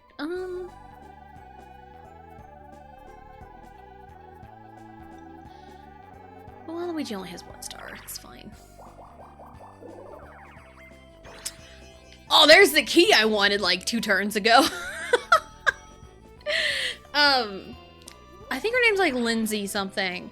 And she got cleared with a torn ACL to, you know, keep going with the Alpine. And she got into a pretty big accident during her run. And a lot of people are equating it to, oh my god, she had a torn ACL. Why did she do that? But no, the cause of her crash is something that could have happened to anybody and was completely unrelated to her ACL tear. Her pole got caught in like one of the flags and it caused her to wreck. So, it was completely unrelated to her ACL. So, but it was just a bad time for her. I feel real bad on that. But I do think another athlete from the USA had the run of a lifetime in that same event, seeing her teammate go down. But yeah, I was telling and it's like, I know I don't talk about like, you know, politics or anything negative, but here's the thing. I love the Olympics. Especially Winter Olympics. Because these are my exact words to my husband one evening about the Olympics, and I said, the Olympics are probably the closest we'll ever get to world peace. Honest to God. Because it's... And, like, I have a lot of fun watching the Olympics, not just for, you know, my own country of the USA, but I also love watching the other athletes be really good at their craft and just do really good, because we've got to remember, these are like the top like 1% of humans on Earth that are doing all this, you know? And like, these are like the best of the best. And it's really cool to see the best of the best. And also seeing the sportsmanship to come from these athletes as well.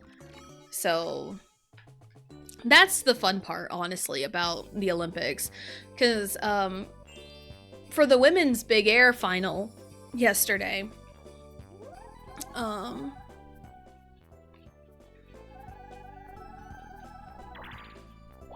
okay. Yeah, the women's big air final yesterday, the Japanese girl, Kokomo? Momoko? I don't remember her name. But she, had a hell of a jump that landed her in first place, to get the gold. And the other girls that were down there from, you know, wherever country were down there cheering her on, you know, like, that's the stuff I want to see. Like, that's the stuff that really warms your heart.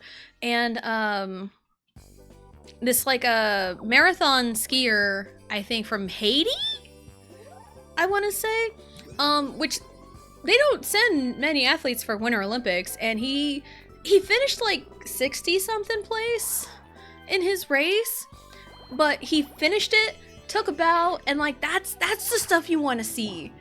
That's the stuff that gets you right in the feels. And it's like, this is why I love sports. This right here is why I love sports.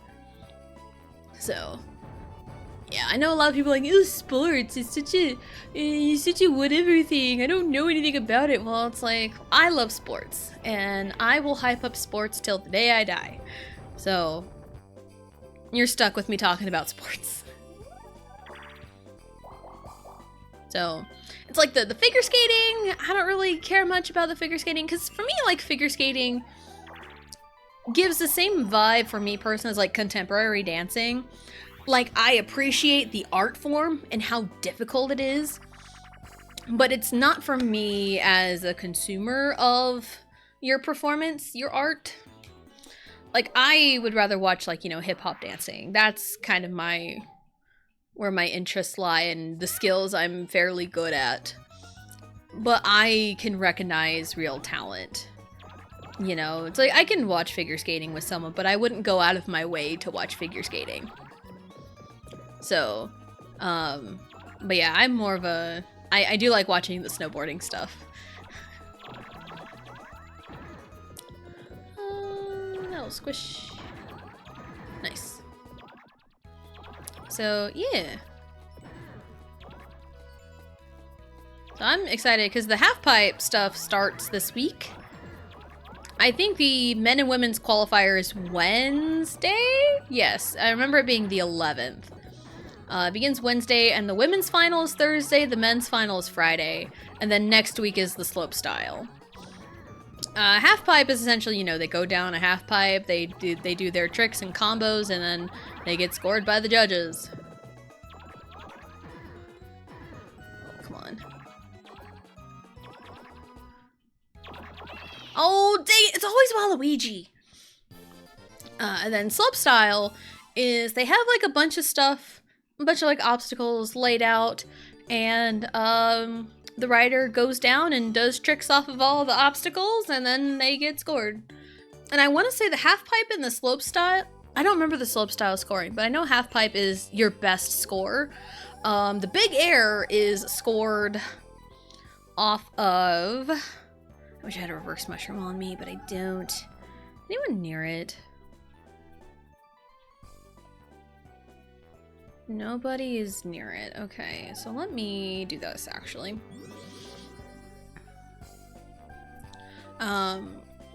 Yeah, the big air is scored, the addition, or like the sum of your two best scores. That is how, big air is scored. I can't get away from you, Bowser. Potluck. Potluck, potluck, potluck. I don't need another phone! I was trying to get rid of it! I was trying to get rid of my phone! Ah, come on. I didn't. Bowser! You betray me! I'm betrayed by Bowser. That really is a stab in the back. But yeah, half pipe is scored. Best score is the score you go with. I think slopestyle was the same way of best score, I think. So yeah, but I like the Olympics. I like the Winter Olympics. And also curling, the USA mixed doubles team for curling pulled the upset over Italy and is in the finals for the gold? Like, yo. Crazy. Crazy.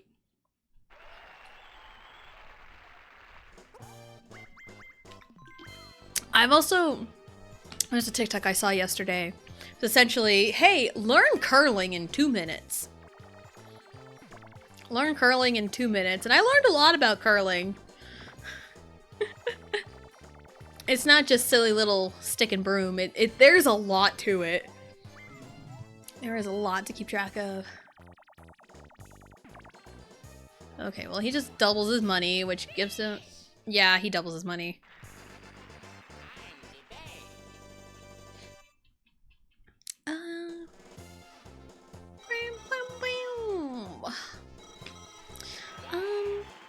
But yeah, Olympics, man. Yeah, curling is crazy.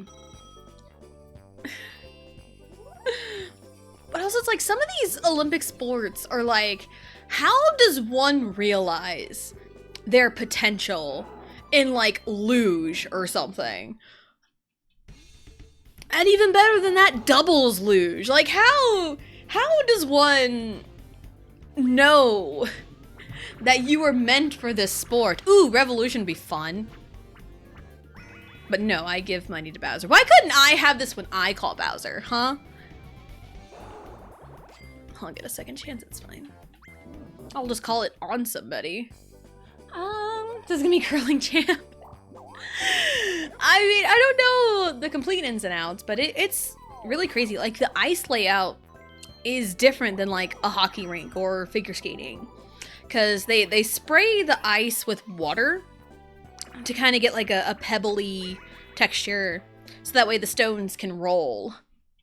And then, you know, they sweep to give more time for the stone to glide. So it's really crazy. And also it's like, there's a lot to keep track of too, because it's like, you got to keep track of like which ways have gotten, you know, swept more or less, you know, it's so crazy. Because I've seen lots of clips about curling and it's so insane.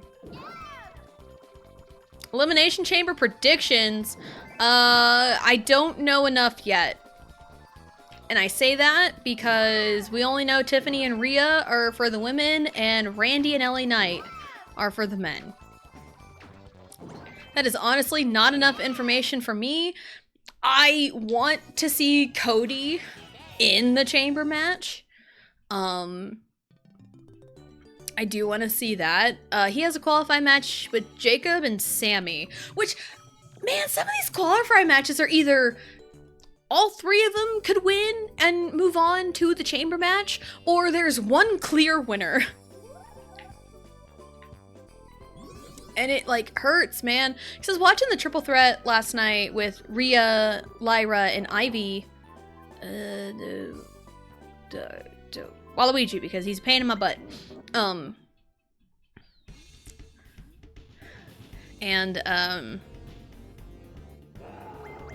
It's like, I knew in my heart of hearts that Rhea was going to win because it's one of those kind of easy softball picks because Rhea is very over with the crowd. She will always kill it in this kind of, you know, big position setting. And, what do you got? Yeah, Bow Repellent. I don't want Bow Repellent right now.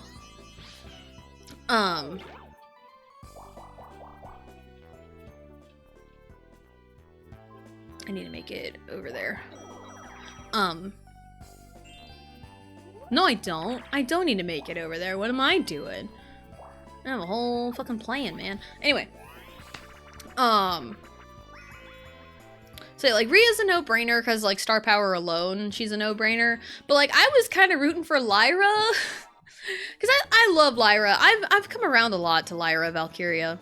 And like the match was pretty good. There were some like iffy spots here and there, but there were some real good spots. And yeah, Rhea is a no-brainer. Women's the qualifying matches are triple threats to get into the chamber match. That's what's currently going on. That they're trying to determine who's all going to be in the chamber match.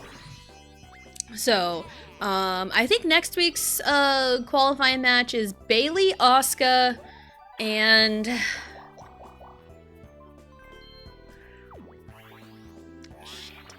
Maxine.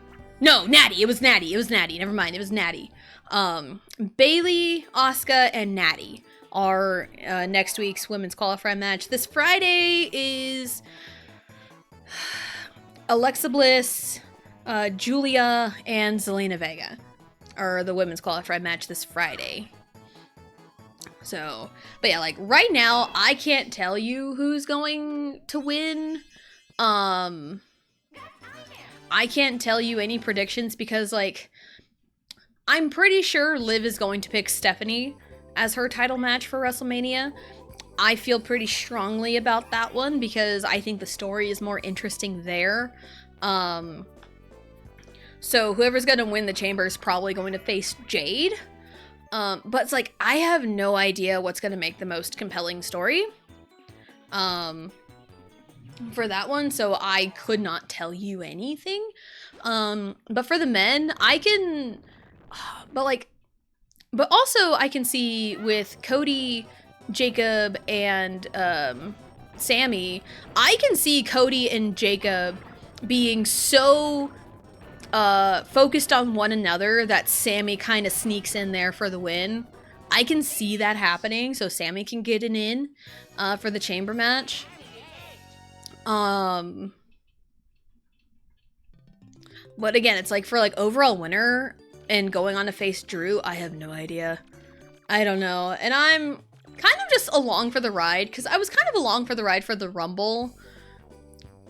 Because like at first, I was not that big a fan of Roman winning. I honestly was just, you can ask my husband my initial reaction to Roman winning, because I was like, really? Roman? Why? What even, you know, like that was kind of my initial reaction, was just like, Roman? Why Roman? But like him and CM Punk had like a hell of a promo, which I didn't even see. I got the Cliff Notes version of it the next day. Because for one, I was sick, and two, LA had basketball, so I missed most of Raw last week anyway. But like, hell of a promo, there's history there, so that makes sense. So, and Liv was like my kind of pick anyway for the women, but I wasn't like gonna like say it out, oh yeah, Liv's gonna win, this is her year. I mean, it's been her year, so I was excited to see Liv win. So that's just kind of my thing with that. I'm trying not to get my hopes up too bad with like thinking so in depth with predictions. So I'm just kind of pulling back and staying along for the ride. Well, yes, I have my criticisms about like why this is a choice.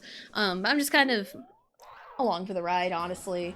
AJ Lee's losing. Yeah, I can see that happening. I can see Becky keeping the title at least until Mania. Becky might put someone over at Mania for sure. Natalia's gonna get it. I mean, no, not Natalia. Natty. There's a difference. There is a huge difference between Natalia and Natty. Oh man, the work Natty's been doing is crazy. But yeah, I can see that being the play, and I can also see like maybe a fatal four-way. Becky, AJ, Natty, Maxine, maybe? Question mark? You know, a potential. You know, I saw a tweet about it. I was like, you know what, that's not a bad idea. But again, I just want to be along for the ride. I don't want to go like super in depth with like predictions and get my hopes up and have them crushed. Because that has happened a lot, and the IWC is terrible about it. So I just want to be along for the ride and enjoy my stay in the WWE universe. I don't understand Roman either, but I also kind of do. Yeah, that's kind of where I'm at. Like, I'm indifferent, and that was his second Rumble win, so...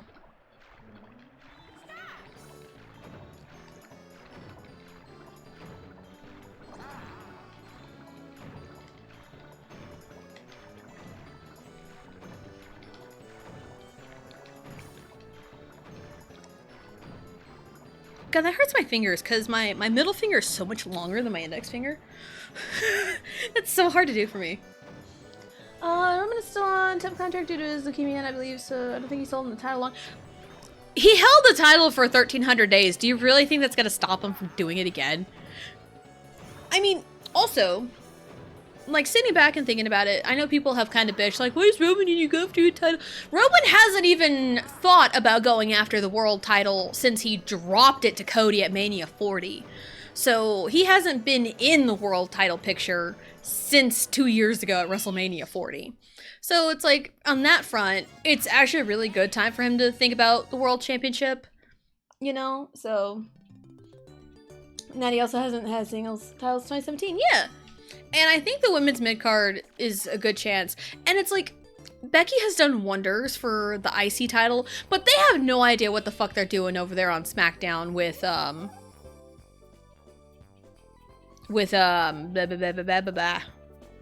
Julia in the US title. They have no idea what the fuck they're doing. Which is so sad. Because, like, the US title got introduced first, and none of the women's mid-card titles even got on a PLE until Becky got a hold of the title. And she's got a lot of pull and a lot of star power. So it's like, if you want to build a new freaking division with, like, your mid-carders, why are you not showcasing them? Like, this is so stupid. So, it's just crazy. Depends on how his condition is, hope he's healthy enough. I mean, again, he seems, you know, healthy enough, you know.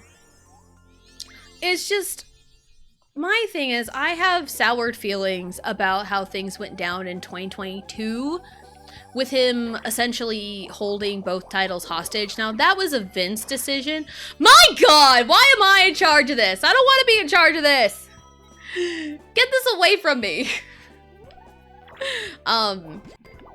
But yeah, I still have, like, kind of soured feelings about how 2022 went and everything, and he held both world titles hostage for a while, and it's like, he was on a part-time schedule, that was already, like, you know, set and everything, and even before with the Universal title reign, I just wasn't a big fan of it.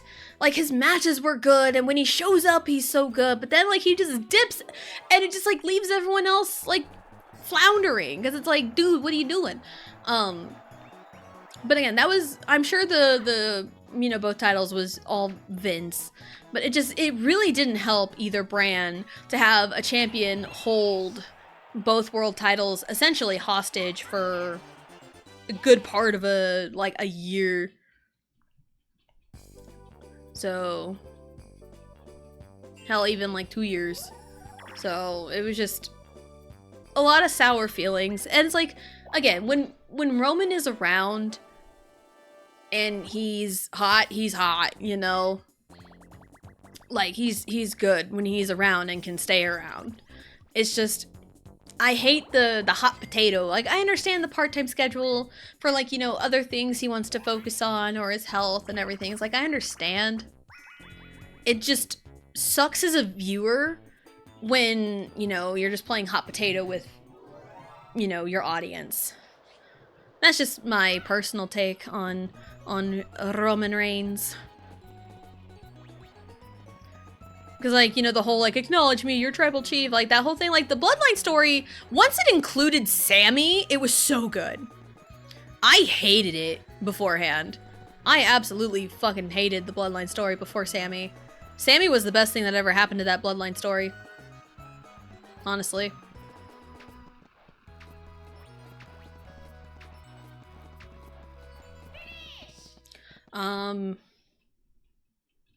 But yeah, it's just, you know, I got my opinions on, you know, the Bloodline and everything. And Roman, like, I refuse to hold up the ones, and I still kind of am hesitant on doing that, you know, acknowledge your tribal chief. And I was like, whatever. And it's like, here, damn. So it's just kind of my take on like Roman. And again, Roman and Punk is going to fucking slap. We all know it, you know. So, yeah, it's going to fucking slap. So it's just like, I just want to be along for the ride and not like speculate, make too heavy predictions. It's like, I can make lighthearted predictions and just say like off the wall things and they may or may not come true, but it's like, I don't want to like dive too deep into it. I think taking the US off Chelsea was a mistake because people paid attention when Chelsea had it. I feel for Roman, I do, but he doesn't always need to hold the title off. Or hold the title, yeah. And like right now, he hasn't needed it, but again, he hasn't been in the world title picture since, you know, 2 years ago, since he dropped the title to Cody. So it's like, for him to be in the world title picture right now, it makes sense. And even before the Rumble, he was, had some statements. Could have been kayfabe, could have not been kayfabe. We don't know. It's probably half and half. About like, yeah, I'm gone and I'm giving you time to build new stars, and you haven't done that. And here's the thing. It's come full circle because there was a promo between John Cena and Roman Reigns. John Cena tells Roman, "I'm still here because you can't do your job." It's come full circle. That's why Roman's backing for the title. You know, because like, hey, you guys can't do your job building new stars. It felt like kind of a dig in a way, but also 1, 2, 3, 4, 5, 6, 7, 8, 9, 10. Fuck. I do have a key. I don't even know where the freaking star is. Is it up in the corner? It is. Okay. 1, 2, 3, 4, 5, 6, 7. Okay. We can still make this work.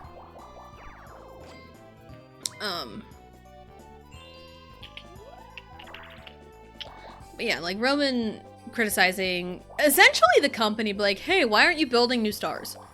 Which, one, is a valid criticism, and I've noticed this, and a lot of people have taken note of this, between at least the men and the women. With the women, like, you hit a certain age, and it's like, oh, they're washed. They can't do it anymore. Bring up these up-and-comers, these new young ladies, and they're doing a really good job of that, building new stars in the women. But for the men, like, you know, you got champions in their 40s, and it's like, we're used to, it was real bad. They did not even try to build new stars. It's getting better now. But also, the internet is the internet. With like, why aren't you building new stars? And when they actually build new stars, like, where's this person? Why aren't they in the spotlight? Who's this person? It's like, dude, what? Ah! What did I miss? Mario Party. Lots of bullshit. Rigged bullshit, actually, but it's fine.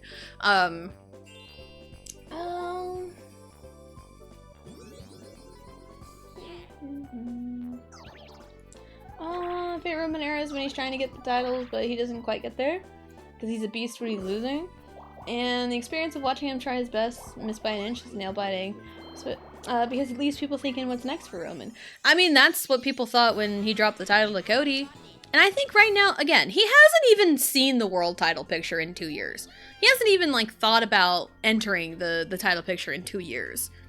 So him coming back, winning the Rumble, was a really good way to do it because he earned it. He didn't just insert himself into the title picture because he's Roman Reigns. No, he won the Rumble and earned it. So it's like, I'm slowly coming around to the idea of Roman winning the Rumble and going after a title. Like, at first, my initial reaction was like, ugh, no. But, I knew I was gonna come around to it eventually through the build-up, which, again, that's why I want to just enjoy the ride and not really, like, speculate and think too much about things. So, and my opinion still stands that the women are the best thing on the show. They're the best thing in WWE right now. Oops. Oops.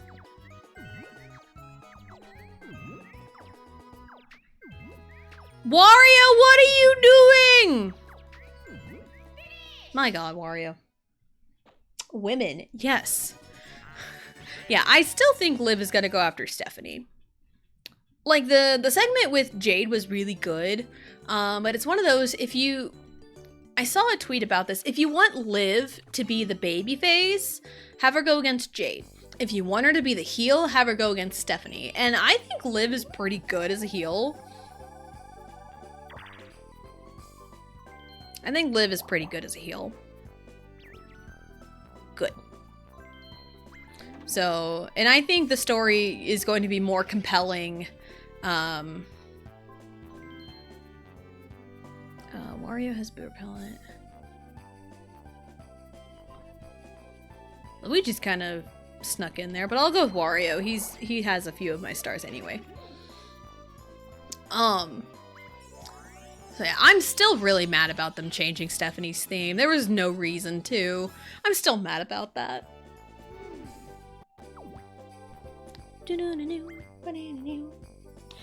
Solar Company Chile winning the Rumble and being in the final three had more traction with the crowd than the entire men's Rumble.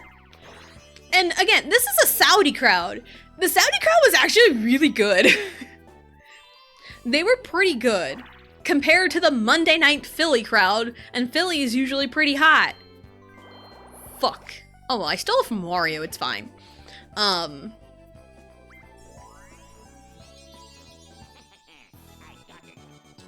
But yeah, the Philly crowd on Monday night sucked, because I had seen people say, like, oh, the crowd sucked, and I did listen to more of Stephanie and Raquel's street fight, and it's like, the crowd just meh.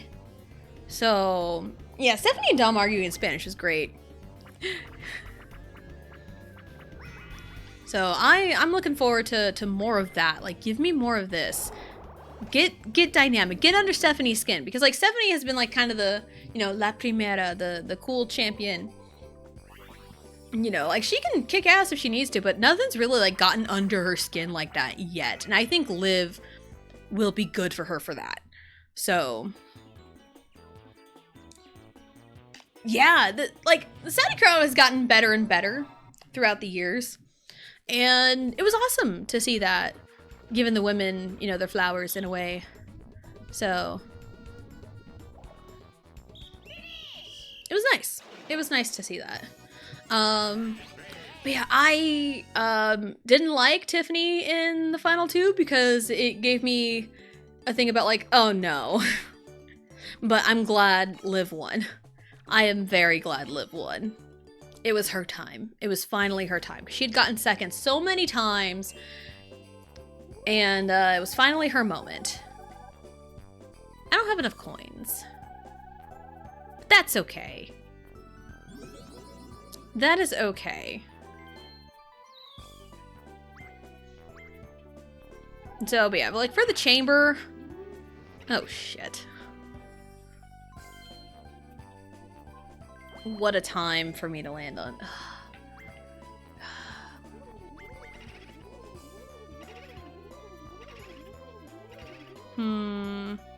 I think, honestly,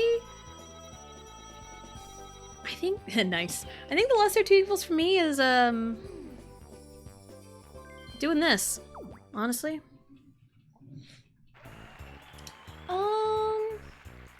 Bella's in a tag scene? I mean, yes. But now it's like, it's been a few weeks since the Rumble. What happened to Kairi and Asuka? Wasn't there like a story there? Oh shit.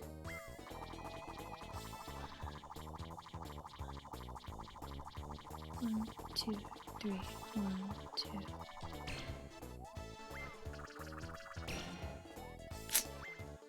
It's always Waluigi at the crime scene! It's always Waluigi at the crime scene! Oh my god!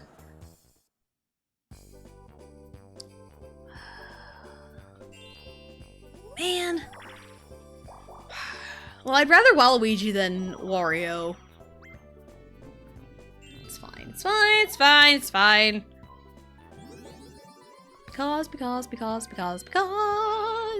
Because of the wonderful things he does. But also, Oh, thank God. Oh, thank God he didn't roll high enough. I think it would be a shift Tiffany to the mid-card scene and give her a US title because I think it would fit her vibe of 2v time. People would probably pay attention if it was announced Tiffany was Women's US. Probably, but I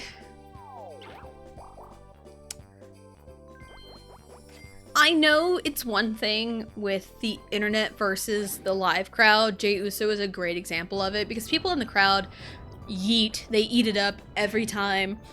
And I like Jey Uso. You know, it's like, I understand, you know, he's got flaws, you know, like most other people do. But, with Tiffany, it's kind of a similar vibe of people have clamored on to Tiffy time. They get so excited over Tiffany. And, they still do because Tiffy time, I personally don't care about Tiffany Stratton anymore. I saw her for a little bit in NXT. Saw her win the title after Indy vacated it, and then lose it to Becky. And her feud with Becky in NXT was actually really good and made me pay attention to her because that's just how good Becky is at putting people over. And then I personally feel like they strapped the rocket on her too soon. How in the hell? I mean, I'm not complaining, but I jumped. I would have made the jump regularly anyway, so. But yeah, I feel like they put the rocket on Tiffany too soon. Like, her cash-in was really, really good, and her cash-in was really good, but oh man.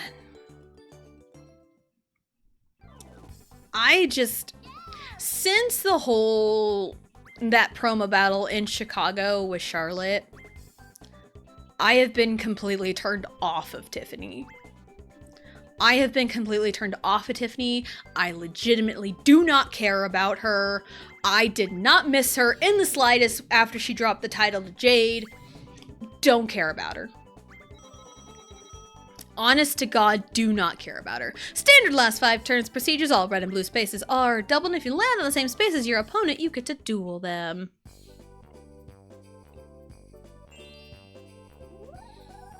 Well now... Oh. This is a problem. Because I can't steal from Waluigi his boo repellent.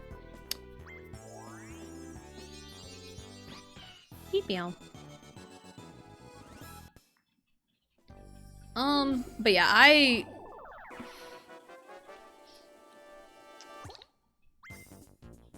fuck it! Do it again! It won't give me Motor again. I would sure hope it doesn't. Tiffany or Alexa Bliss? I feel like Alexa's a little bit more likely. Like, Alexa and Charlotte have been so good. I think the women's house been marketed horribly. Yeah, and that's just poor booking.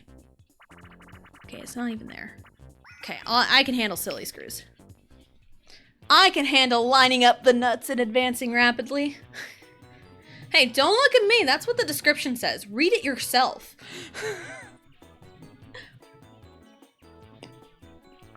But yeah, and it's like, Julia is good.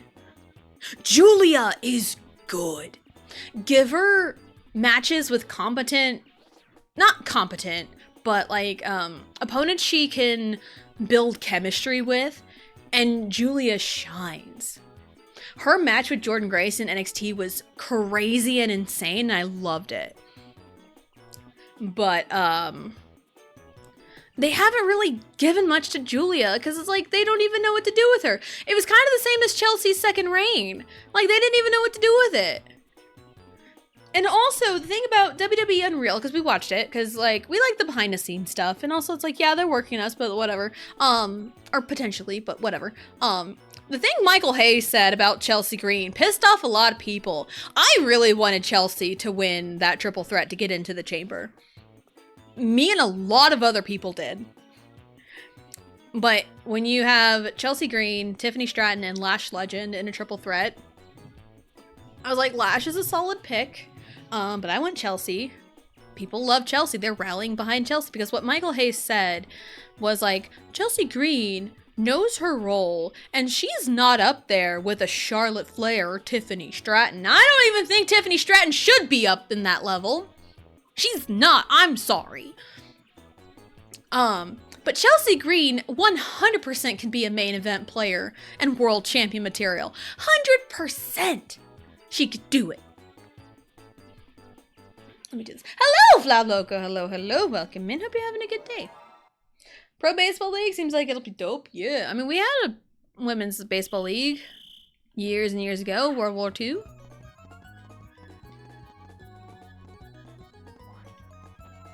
was a long time ago. But we got softball.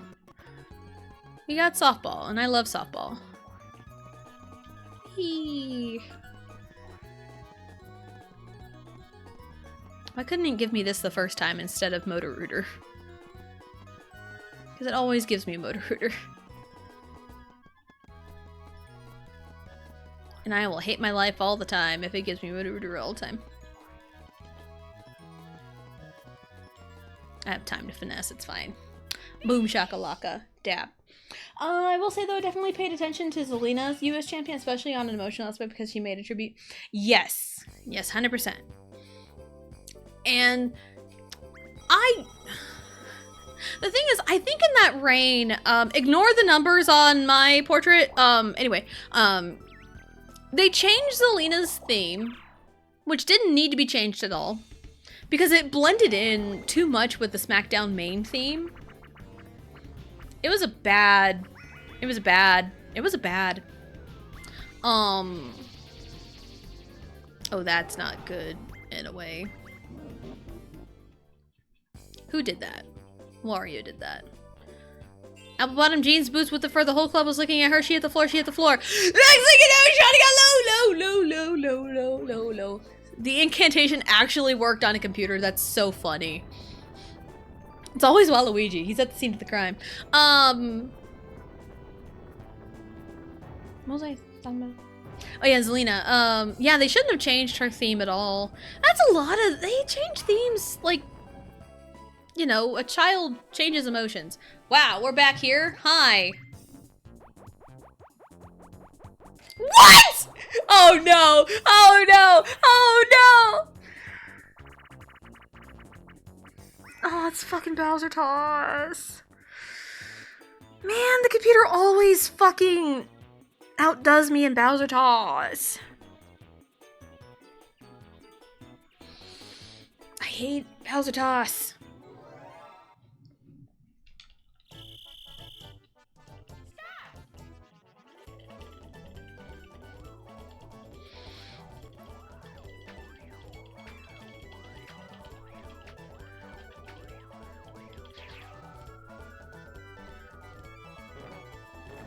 I can never get it fucking right. It's always fucking Waluigi. I'm so pissed off. I want to fucking cry. The game is rigging itself to give Waluigi all the fucking wins.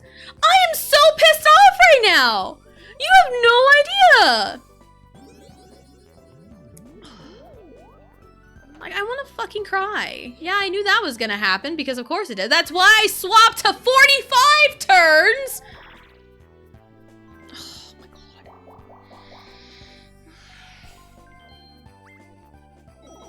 Waluigi is on a one-way trip to getting banned, and I hate doing that because I banned so many characters. Why is Waluigi in particular so... What? I didn't mean to practice. I didn't want to practice, I want to do the real thing.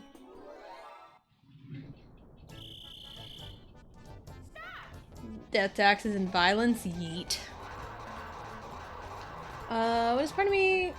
It's in denial. Want Carmella returning, keep her cool. Princess is stand up and give me against Chelsea Green.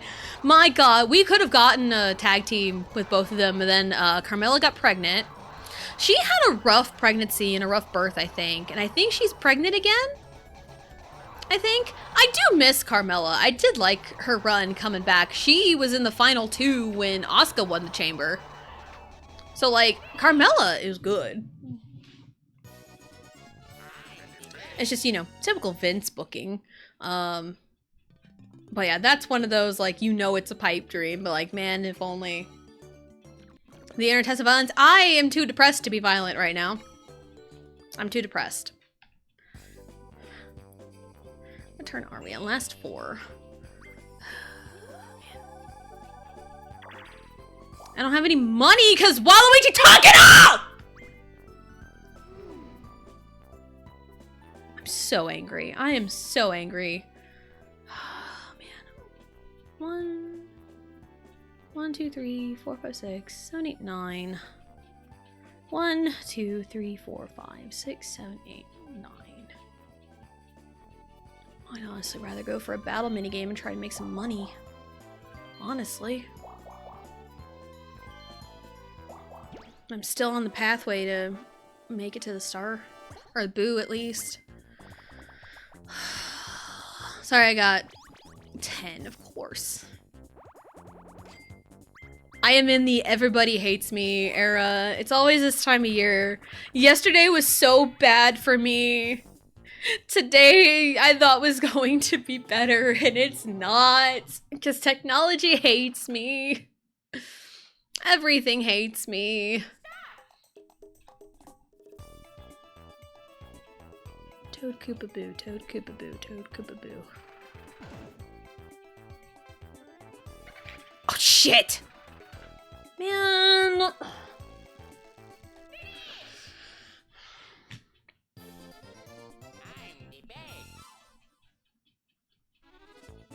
I'm so mad. You have no idea how exactly mad I am. I'm so mad.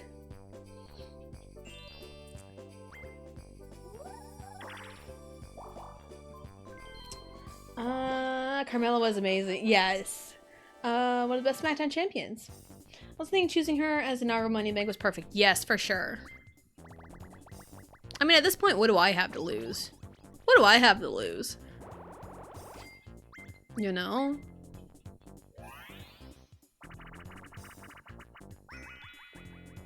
And it's luck-based. And I actually have to do something, so...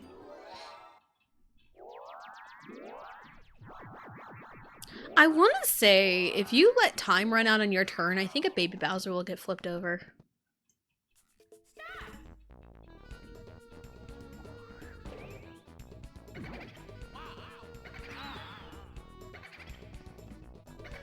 I'm not going to test it right now because I'm still in a I need to win mode. I don't need to win, it's just pride. Oh my god. Well, both boos are gone, so the order we have is the order we are sticking with.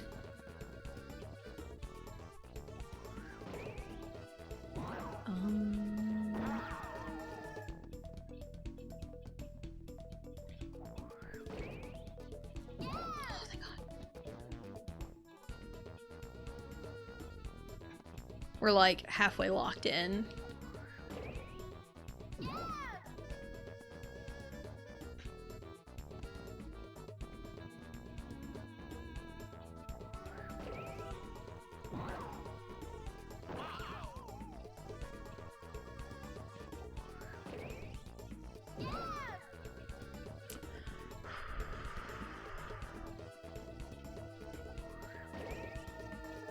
Okay. Oh, man. I did it. Just bomb that purple hawk.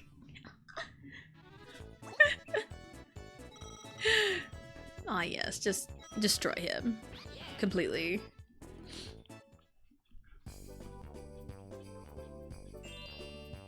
I knew once my stars and coins reached 666, bad things were in my future.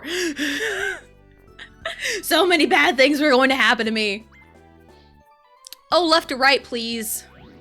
Left and right, left and right, left and right. Rip it, rip. Oh, right to left would have been good too.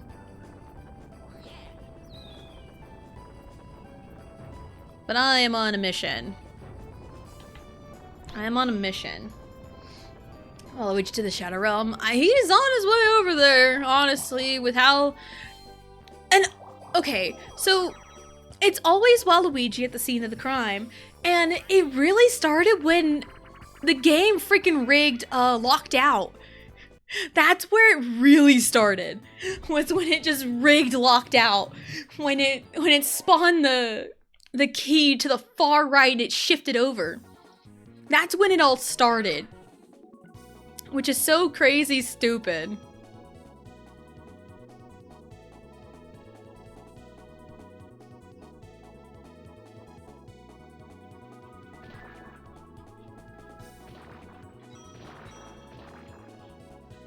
That was near perfect. Love that. Is my playthrough rigged? Yeet. Yeet. Alright.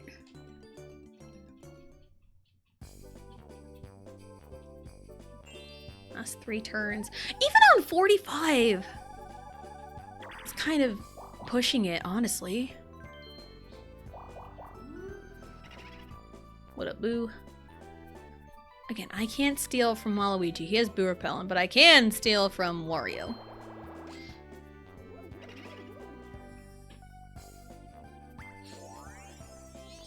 I can do that.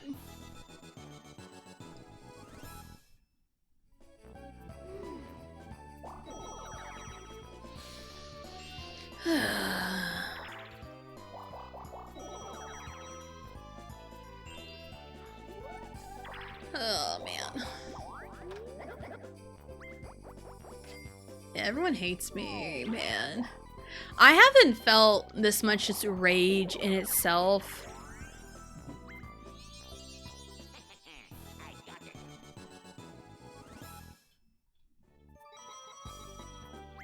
I haven't felt this much rage since... I talked about it earlier, this whole, friendship breakup I had about 1.5 years ago. I haven't felt this much rage since then. Because, like, I was really upset. It's like, stages of grief, right? Anger is one of the stages of grief, and I was really mad when I hit that stage of grieving my friendship. The loss of my friendship with this person. I was really angry, and I still, when I think about it, I still am fairly angry about it, just the way it happened.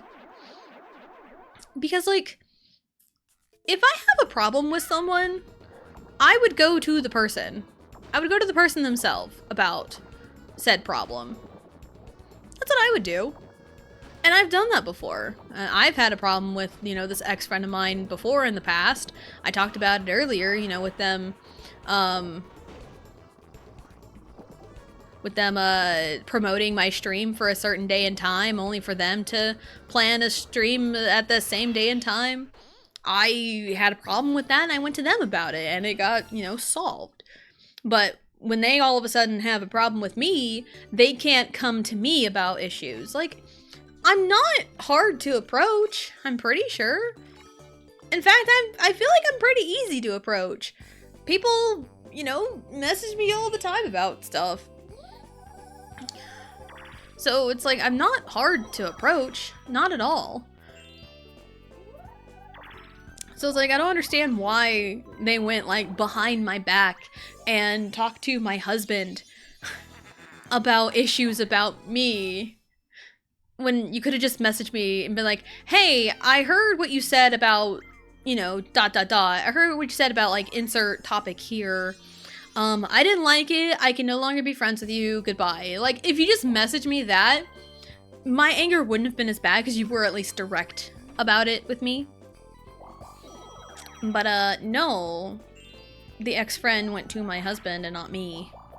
And this is the thing that irks me on a wife level here. Because, this person, when they messaged my husband, they messaged him on Twitch initially, and my husband wasn't sure about whether he was blocked on Twitch or not, so he wanted to try and get to the bottom of what was going on. So he found a platform that he wasn't blocked on, and messaged them and was like, hey, you know, nicely, because he's trying to be polite and trying to get information, because he knows the game. He knows how things work. And honestly, I feel like my husband's scarier than I am. Because I have been told that my husband is pretty intimidating. I mean, he is a 6'4" built guy. Like, he's not like super muscle jacked, but like he's strong. You know, he ain't like stick thin. He ain't skinny. He's a guy, a man, you know. But I digress. He messaged him like, hey, you know, like, hey, what's going on? I got your message, you know, what's happening? You know, all nicely. And the ex-friend replied to him saying, oh my god, you're so nice about it. It was almost, I don't think it was meant to be like flirty, quote unquote. I think it was more meant to be like, it felt like a dig of some kind, because it's like, oh my, you're so nice about it. And it's like, oh, you're so nice. Like a dig at me like I'm not nice? Like, what? You're like buttering up to my husband, who you messaged instead of me about your problems with me. If you have a problem with me, tell me, not other people. I mean, when I was younger, I was guilty of it, but that was when I was younger. And like, I hate confrontation. Like, I don't welcome confrontation, but like, I don't like it, but I'll deal with it if I have to.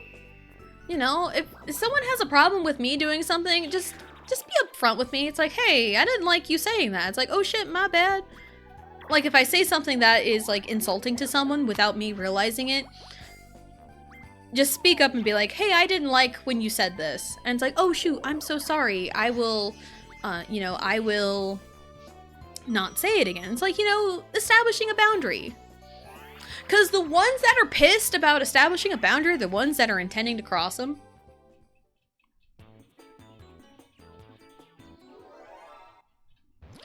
And again, in the messages that were exchanged, it was really only like one message. That was exchanged between ex-friend and husband. There was talks about me being disrespectful in other ways, other than like what I allegedly said that quote unquote delegitimatized what I said to our viewers.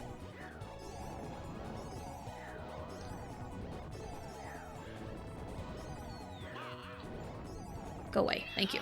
So I don't even, like, I have a theory as to what I said, but like, I don't even know what was even said to their viewers. I don't even know. So, and it was one I was like, yeah, she was, like, they said like, yeah, she was talking about me.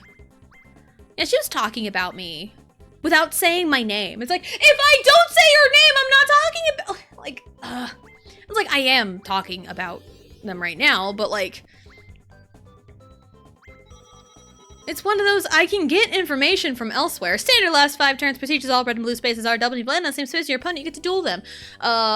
Second verse, same as first. But yeah, it's like, I want to say it had to do something with like notifications and viewers and something. Something? I don't know. I'm not gonna go all in. I'm not like that. Let's go 20.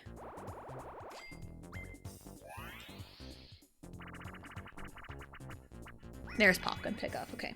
Tessa scary. I'm not like that scary. Okay, so I feel like in the realm of, I have 2 kinds of anger. I know this about myself pretty well. I have 2 kinds of anger. I have the Mario Party rage anger, which is,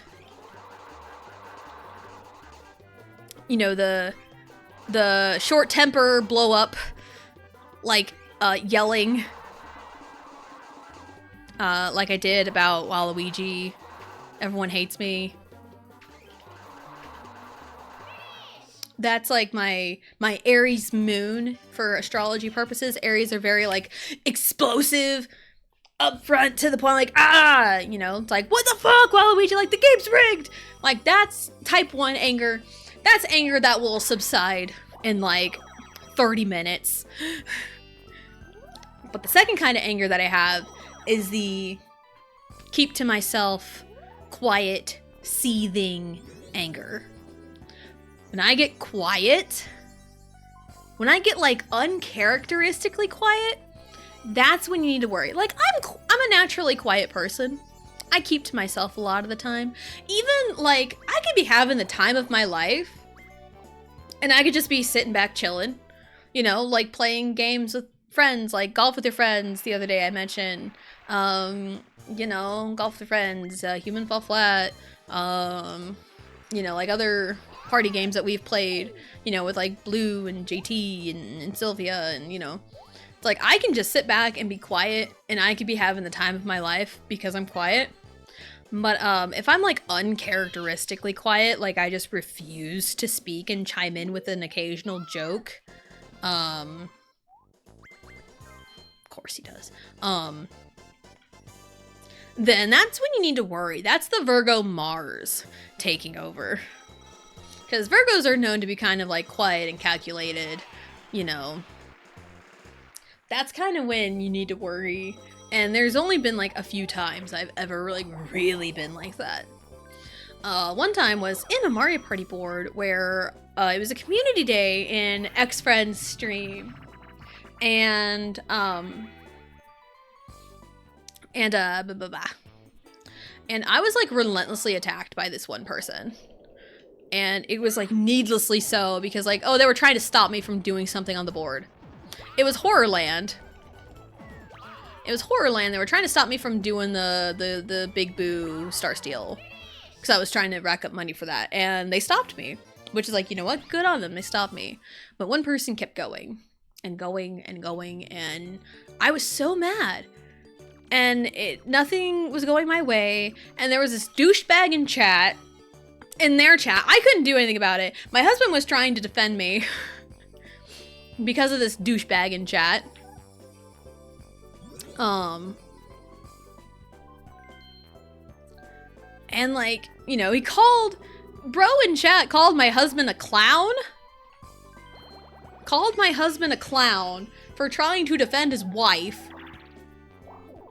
When will it stop? When will it stop? Oh my god.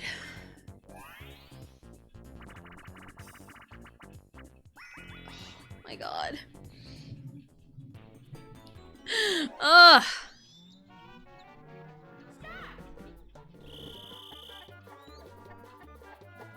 Oh, wrong button.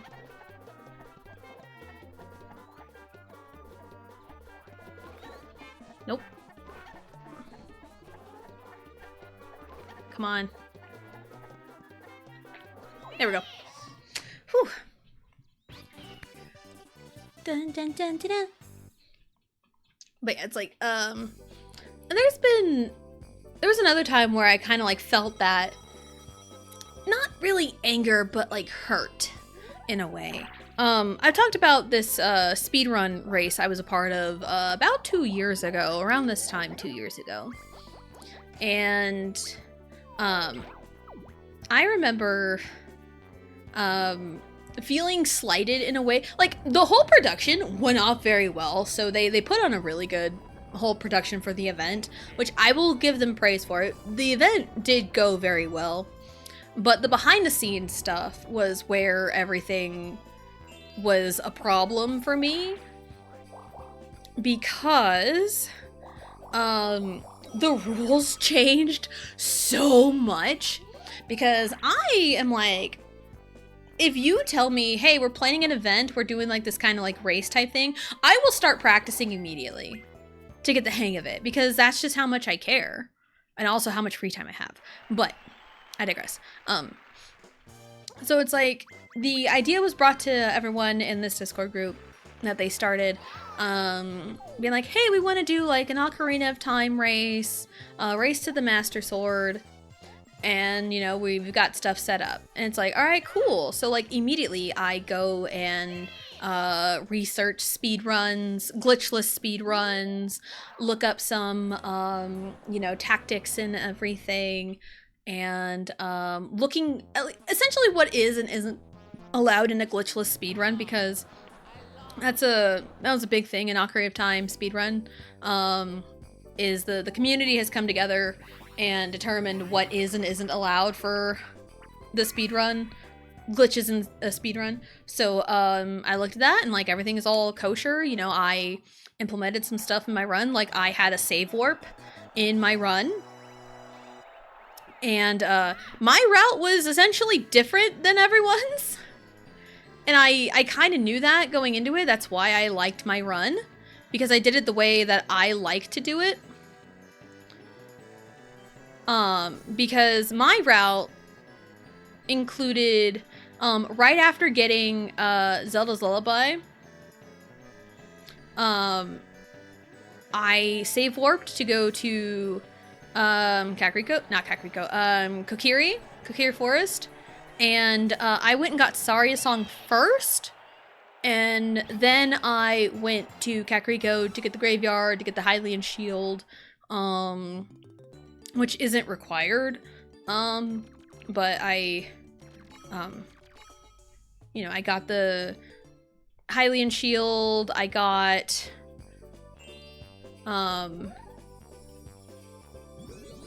I went to, you know, Goron City and everything. I essentially did everything all at once in Kakariko and everything. And I didn't have to like go back and use the shortcut, because I know the Lost Woods pretty well, and only in like from the very beginning. So if I go from the shortcut, I don't know what I'm doing. So that's kind of mainly why I did it that way. So, and a save warp is allowed in glitchless speedruns. And, like, a week later, they decided, oh, hey, here's our rule set, by the way. Which would have been nice to know when they first, announced it. And in their rule set, in their glitchless rule set, save warping was not allowed. And it's like, it hurt, because it's like, now I gotta figure out how to make my route work. And I somehow did, because I made it to the second round.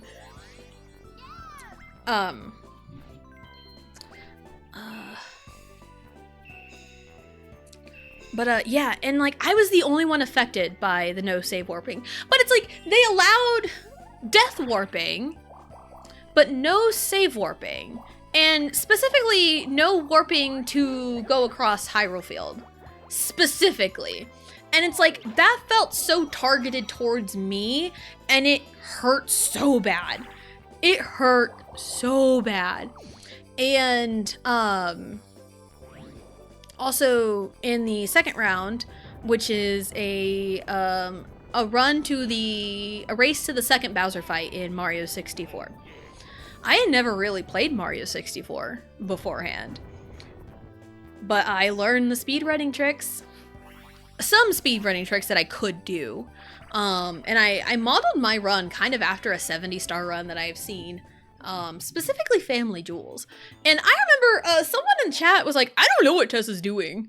And it's like, dude, I'm doing I modeled it after a 70-star run. What do you want me to do? Because like, the 70-star run that I have seen, will do all of Whomp's Fortress. I was the only one that got 100 coin star out of the 4 that competed. I was the only one that got 100 coin star, because you can easily do it in Whomp's Fortress. It's so easy to do. But anyway, yeah, my first time playing Mario 64 was learning speedrunning tactics. And also, it was a 4-way race, and we all knew one person was going to win that race. Heavy favorite. We all knew. And we all knew the first and second. We all knew. But the way they had it set up because they brought in other people for commentary, which was really fun in a way. yeah, it was really fun in a way.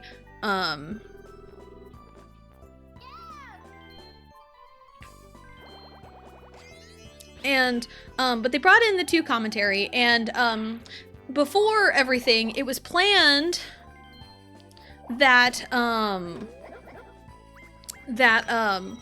the bottom 2 that didn't make it through had to leave the Discord call. Cool, whatever. Problem is, 2 out of the 4 participants in this race were the hosts of the channel. And they couldn't leave the Discord call because it was their channel. And everyone knew one of the hosts of the channel was going to make it. Everyone knew that. And everyone also knew this other person was, you know, the favorite to win this race.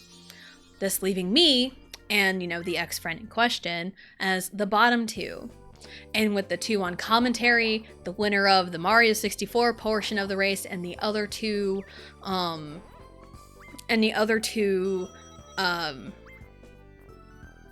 as the hosts of the channel, that left only me to leave. And it hurt so bad because it was one of those, it felt so targeted. It felt extremely targeted. To the point, I legitimately cried right after.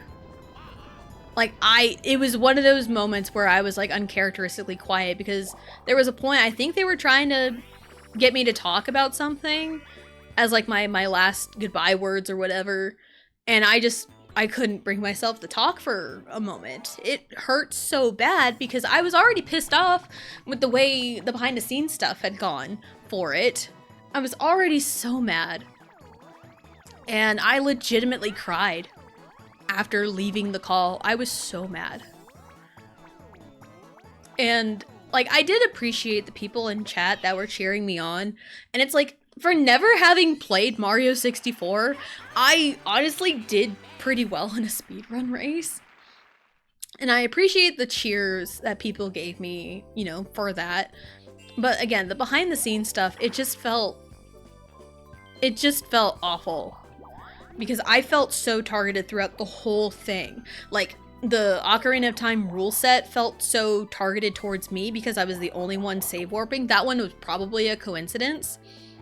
But then the whole commentary team thing, and having, you know, the bottom 2 contestants drop the call even though the odds are only one person was leaving and it was going to be me no matter what. That hurt. That hurt a lot. And after that, never really talked to anyone that really participated in that whole event, you know, like ever since then. And so a lot of my feelings there built up to me wanting to distance myself from, you know, these people. And, you know, like, nothing is inherently bad. It's one of those where it's like, you know, I feel like I didn't really belong in a way. And it, again, stuff like that hurts. It felt very high school cliquey, kind of. Luigi. So, yeah, it's one of those that, like, hurts so bad. Because I feel like I was alienated. And whether that was the intention or not, it's still what had happened. And, you can't erase what happened and my feelings on it. So...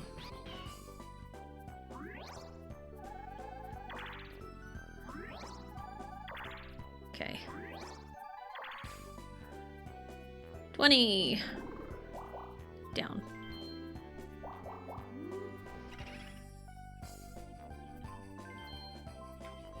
I want to do this all freaking board.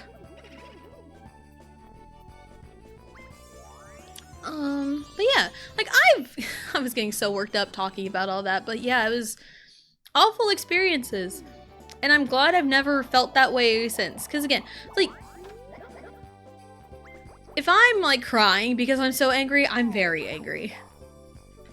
Ooh, 143 Stray Kids! Why do I keep getting attracted? Jessica Chikulika. I cannot explain this reaction. Eco Bucket 143. Had to get that out of the way as I noticed it. But yeah.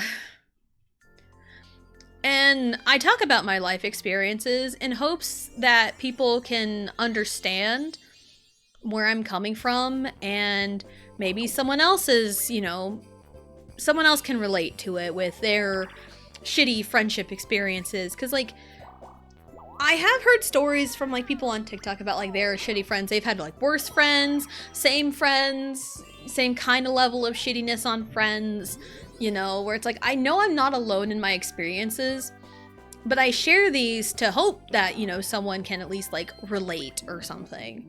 Or maybe to help you notice red flags in your friendships sooner than I did. So, and also during the whole, like, practicing for, the Ocarina of Time race, I did a stream practicing, doing one of my practices, and, during that stream was when I talked about the chapters of Final Fantasy VII Rebirth, and ex-friend got mad at me over the number of chapters, saying it was a major spoiler.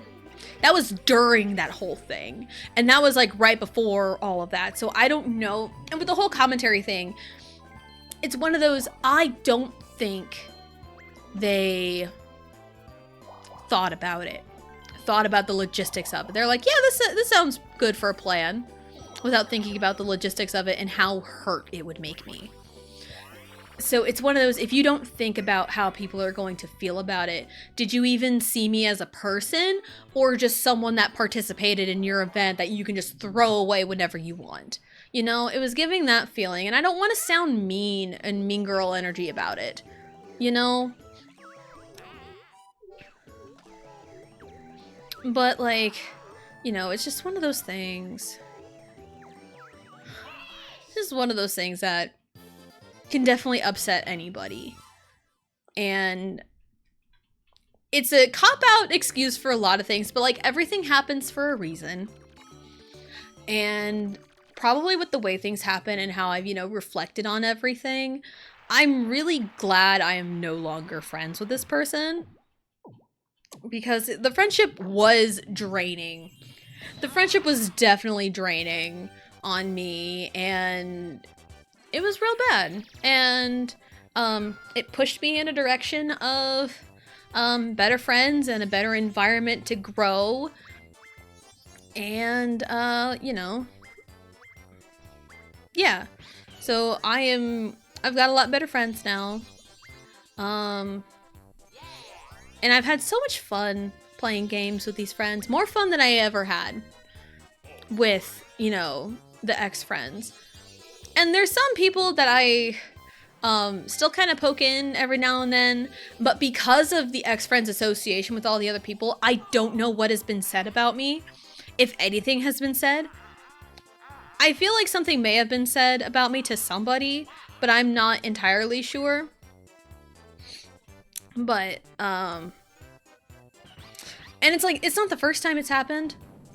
Sometimes I'm just honest about my feelings because I can't tell a lie to save my life. Sometimes I'm just too honest, and my honest feelings offend people, apparently, because that's, again, it's not the first time this has happened. It's not the first time this kind of situation has happened.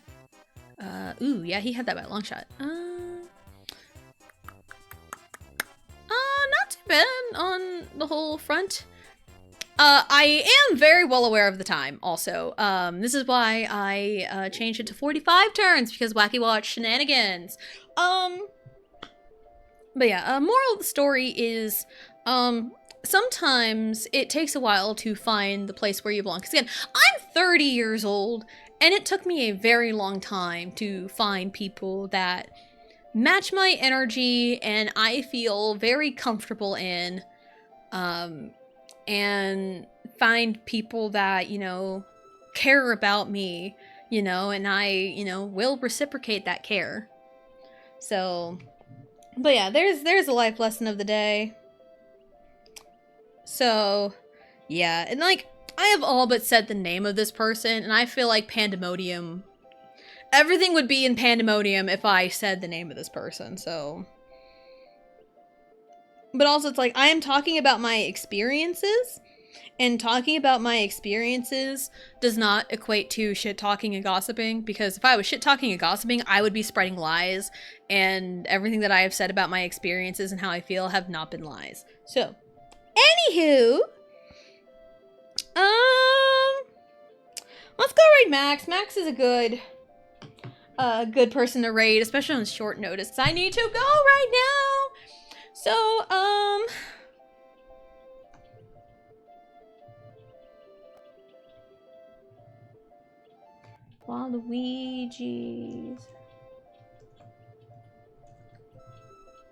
Waluigi's crime scene, please, will be our raid message.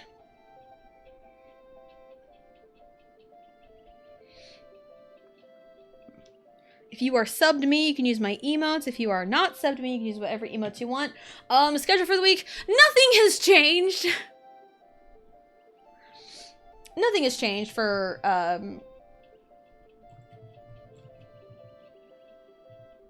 there's the 2 X's again. Nothing has changed, really. Tomorrow's Wednesday, Pokemon ZA, Legends ZA. I'm gonna do some online stuff to open the stream. Like do the Royale online stuff to get like the Kalos starters, Megastones and stuff. And then we'll work our way towards rank B. Or no, rank A. That's what we're doing. We made it to rank C. Oh yeah, we're working our way towards rank... No, we made it to rank B. Anyway. Anywho. That'll be tomorrow. Thursday, Mario Party 3, probably. We'll just do the boards, I guess. I like Mario Party 3 enough. What the... I will figure that out later. I do need to go. Mondays are Final Fantasy 16, Tuesdays and Thursdays are Mario Party, and Wednesdays and Fridays are Pokemon Legends ZA. So thank you everyone for coming out and hanging out, and we will see you next time.